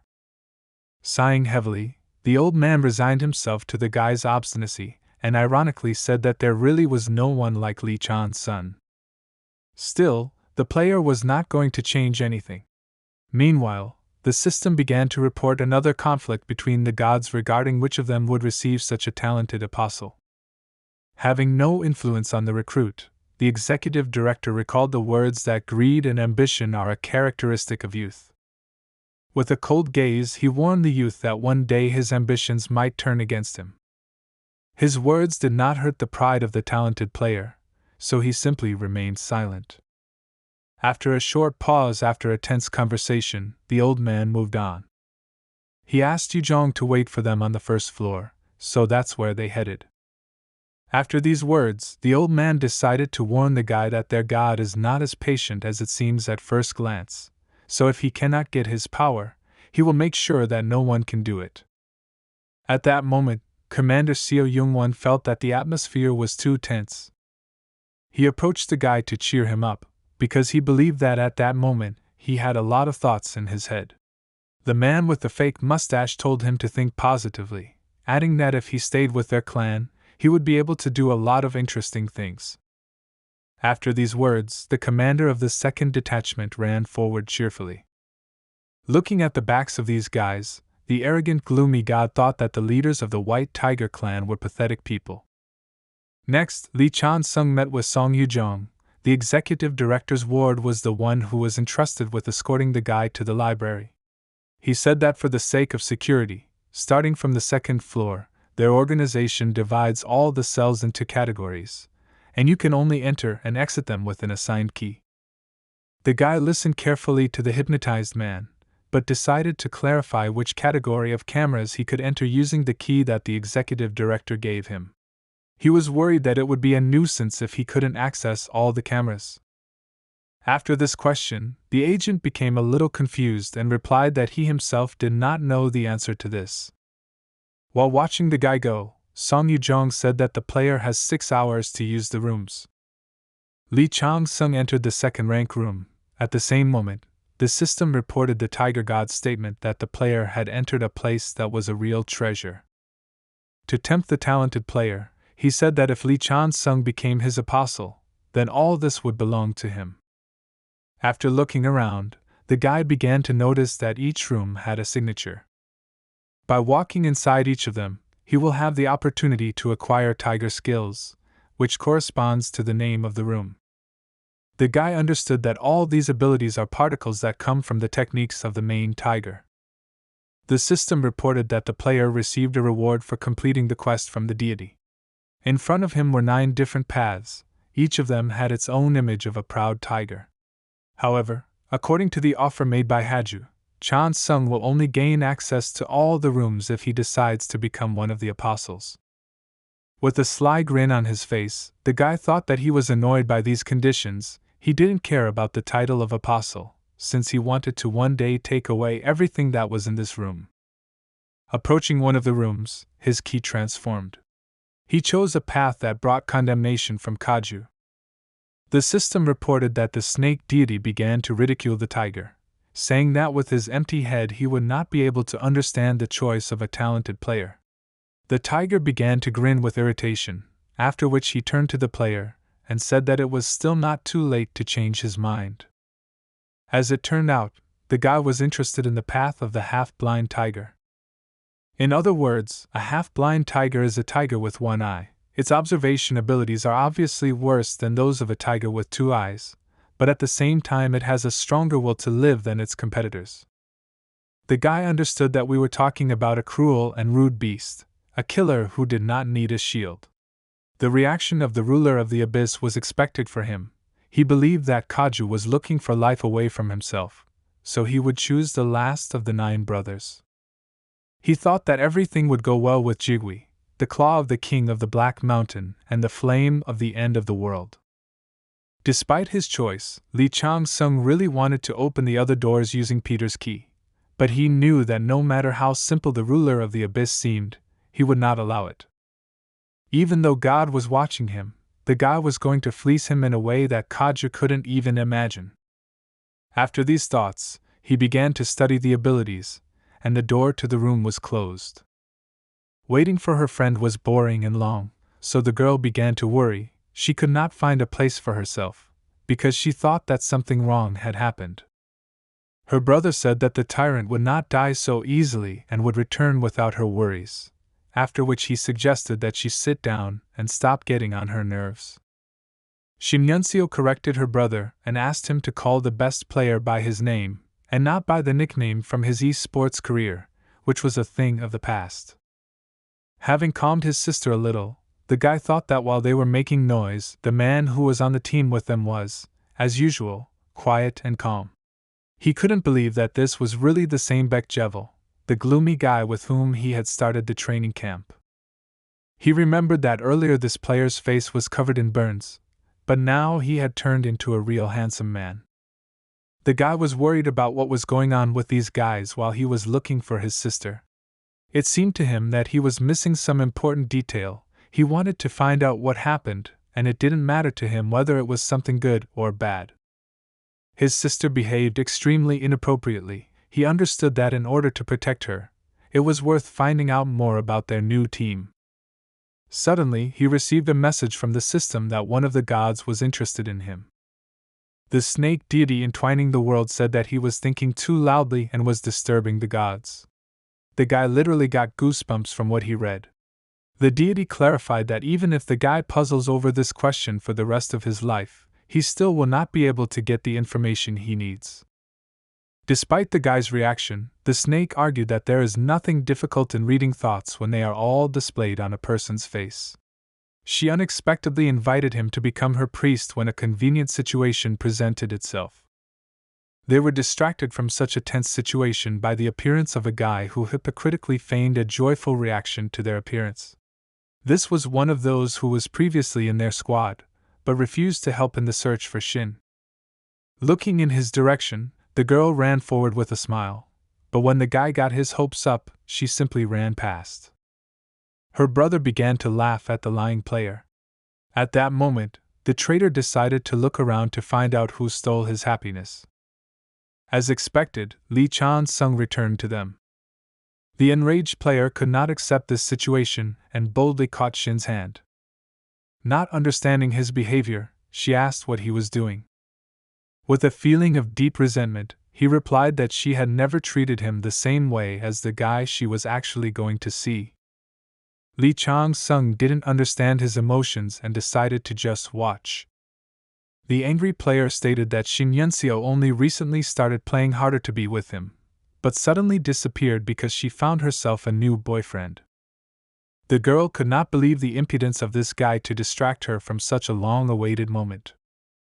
But after a moment she remembered how it all began. After that, with tears in her eyes, she rushed towards her idol. Lee Chang-sun continued to silently observe such unimportant events in his life. The angry guy boldly asked the former esports player why he was staring at him like that. Although Chan-sung was not interested in this pathetic conflict, he decided to take a moment to test his new ability. He instantly found himself behind the girl and grabbed the guy by the neck, lifting him into the air. The player, scared to death, could not understand how this happened. He probably wanted the conflict to escalate into a fight, from which he would come out beautifully victorious, but such an instant outcome was impossible to predict. He had no other option but to make a threat, mentioning that he was far from the last person in this city. But seeing the cold eyes of the real killer, his blood froze in his veins and he could no longer utter a word. After that, he was able to see the raging aura of an incredible player who had acquired a new ability as a reward for clearing the dungeon. The previously daring guy began to feel that he was being held not by a person, but by a wild animal. The system reported that he was caught by the eye of a half-blind tiger. This skill belongs to a special class, and its effect is to fill with the lust for killing, which instills fear in people, because this is a tiger with only anger and the desire to kill. The guy turned out to be prey. He could no longer control his emotions and tears suddenly appeared on his face. The system reported that he was infected with fear and was in a state of severe shock, due to which there was a possibility that his mental state would be irrevocably damaged. After this, the fighter could not hold back his urination, which happens in cases where a huge amount of adrenaline in the blood does everything so that a person can mobilize his strength for salvation. At that moment, all sorts of onlookers came running to the scene, unable to understand what Lee Chan-sun had done to this poor fellow. Having tested its ability in practice, the predator released its prey. After such a terrifying performance, he coldly and succinctly invited his squad to move on. Despite his rude and cruel behavior, the girl's love did not weaken at all and she agreed to the proposal without any doubt. It is unlikely that this guy will be able to find the strength to continue bothering his comrades, whom he betrayed earlier due to his cowardice. Those who remained were worried about what was happening and did not know what to do with the guy next. Wanting to take the relationship to the next level, the girl suggested that the cold guy go out to eat since his workout was already over. The skillful guy sadly dismissed her proposal without any hesitation. While leaving the White Tiger Clan's office, Lee Chan-sung came across the journalists and their blinding camera flashes. They wanted to know how the guy felt after clearing an unexplored dungeon in record time. They were also interested in what plans the clan leadership had for such a talented guy. Lee Chan was not very happy that there were so many prying eyes in front of him. The guy's cold words took the girl by surprise, but thanks to this she remembered that the tyrant had always been such a person. Questions about the guy's prospects in foreign clans and his plans within the strongest organization in Korea continued to flow from the lips of journalists, but Lee Chan-sun did not pay attention to them. After a brilliant career as an esports player, he was accustomed to the blinding flashes of cameras, so the purposeful player did not pay attention to them. As it turned out, not only journalists from all over the country gathered at the entrance to the building, but also loyal fans of the rare talent. The girls were crazy about his calm expression, which caused the jealous Shin to begin to lose control. When they approached the road, the guy invited his comrades to get into the car. The guys were shocked, because Executive Director Oh provided the guy with a limousine along with the driver. This thing was an integral part of such a fast-growing star. While inside, Lee Chan asked the brother of the violent girl what exactly he wanted to tell him earlier. The confused guy was thoughtful and did not understand what was going on. Lee Chan reminded him that when they left the lobby, they had some kind of conversation planned. He couldn't help but notice it, because he looked extremely restless. Sighing, he decided to tell him what had been worrying him lately. The guy mentioned the name of the deity that was trying to get him as a priest. Businessman Chan Sung replied that he was familiar with him because it was one of the deities that interested him. At the same moment, the system reported that the snake coiling around the world began to bang its tail in protest at the chatterbox for mentioning its name. The concerned brother admitted that the deity spoke to him and asked him to observe every action of his squad leader and report everything interesting that he noticed. In response, the player demonstrated that he could not even think about it. The guy once again confirmed his words, after which he added that he was specifically asked to report in every detail about what could be secret.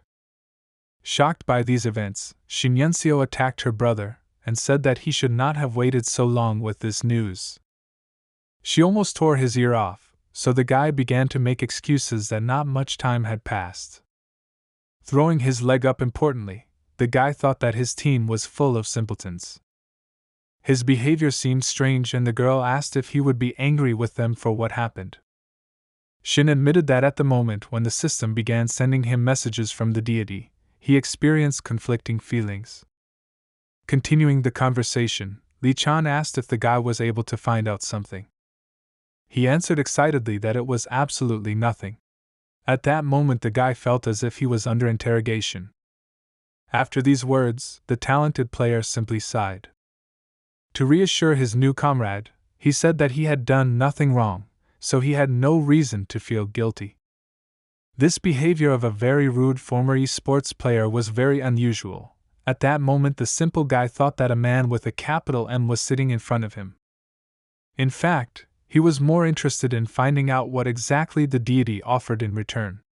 A little embarrassed by such a conversation with the participation of a pet, the snake said that this was not funny and buried its muzzle in the ring of the body. Concerned, Gimli replied that the deity promised to teach him black magic. These words surprised the player a little, and judging by his facial expression, he was interested. Feeling somewhat tense, the guy replied that apparently the snake thought it suited him best. Unexpectedly, Lee Chang gave him a very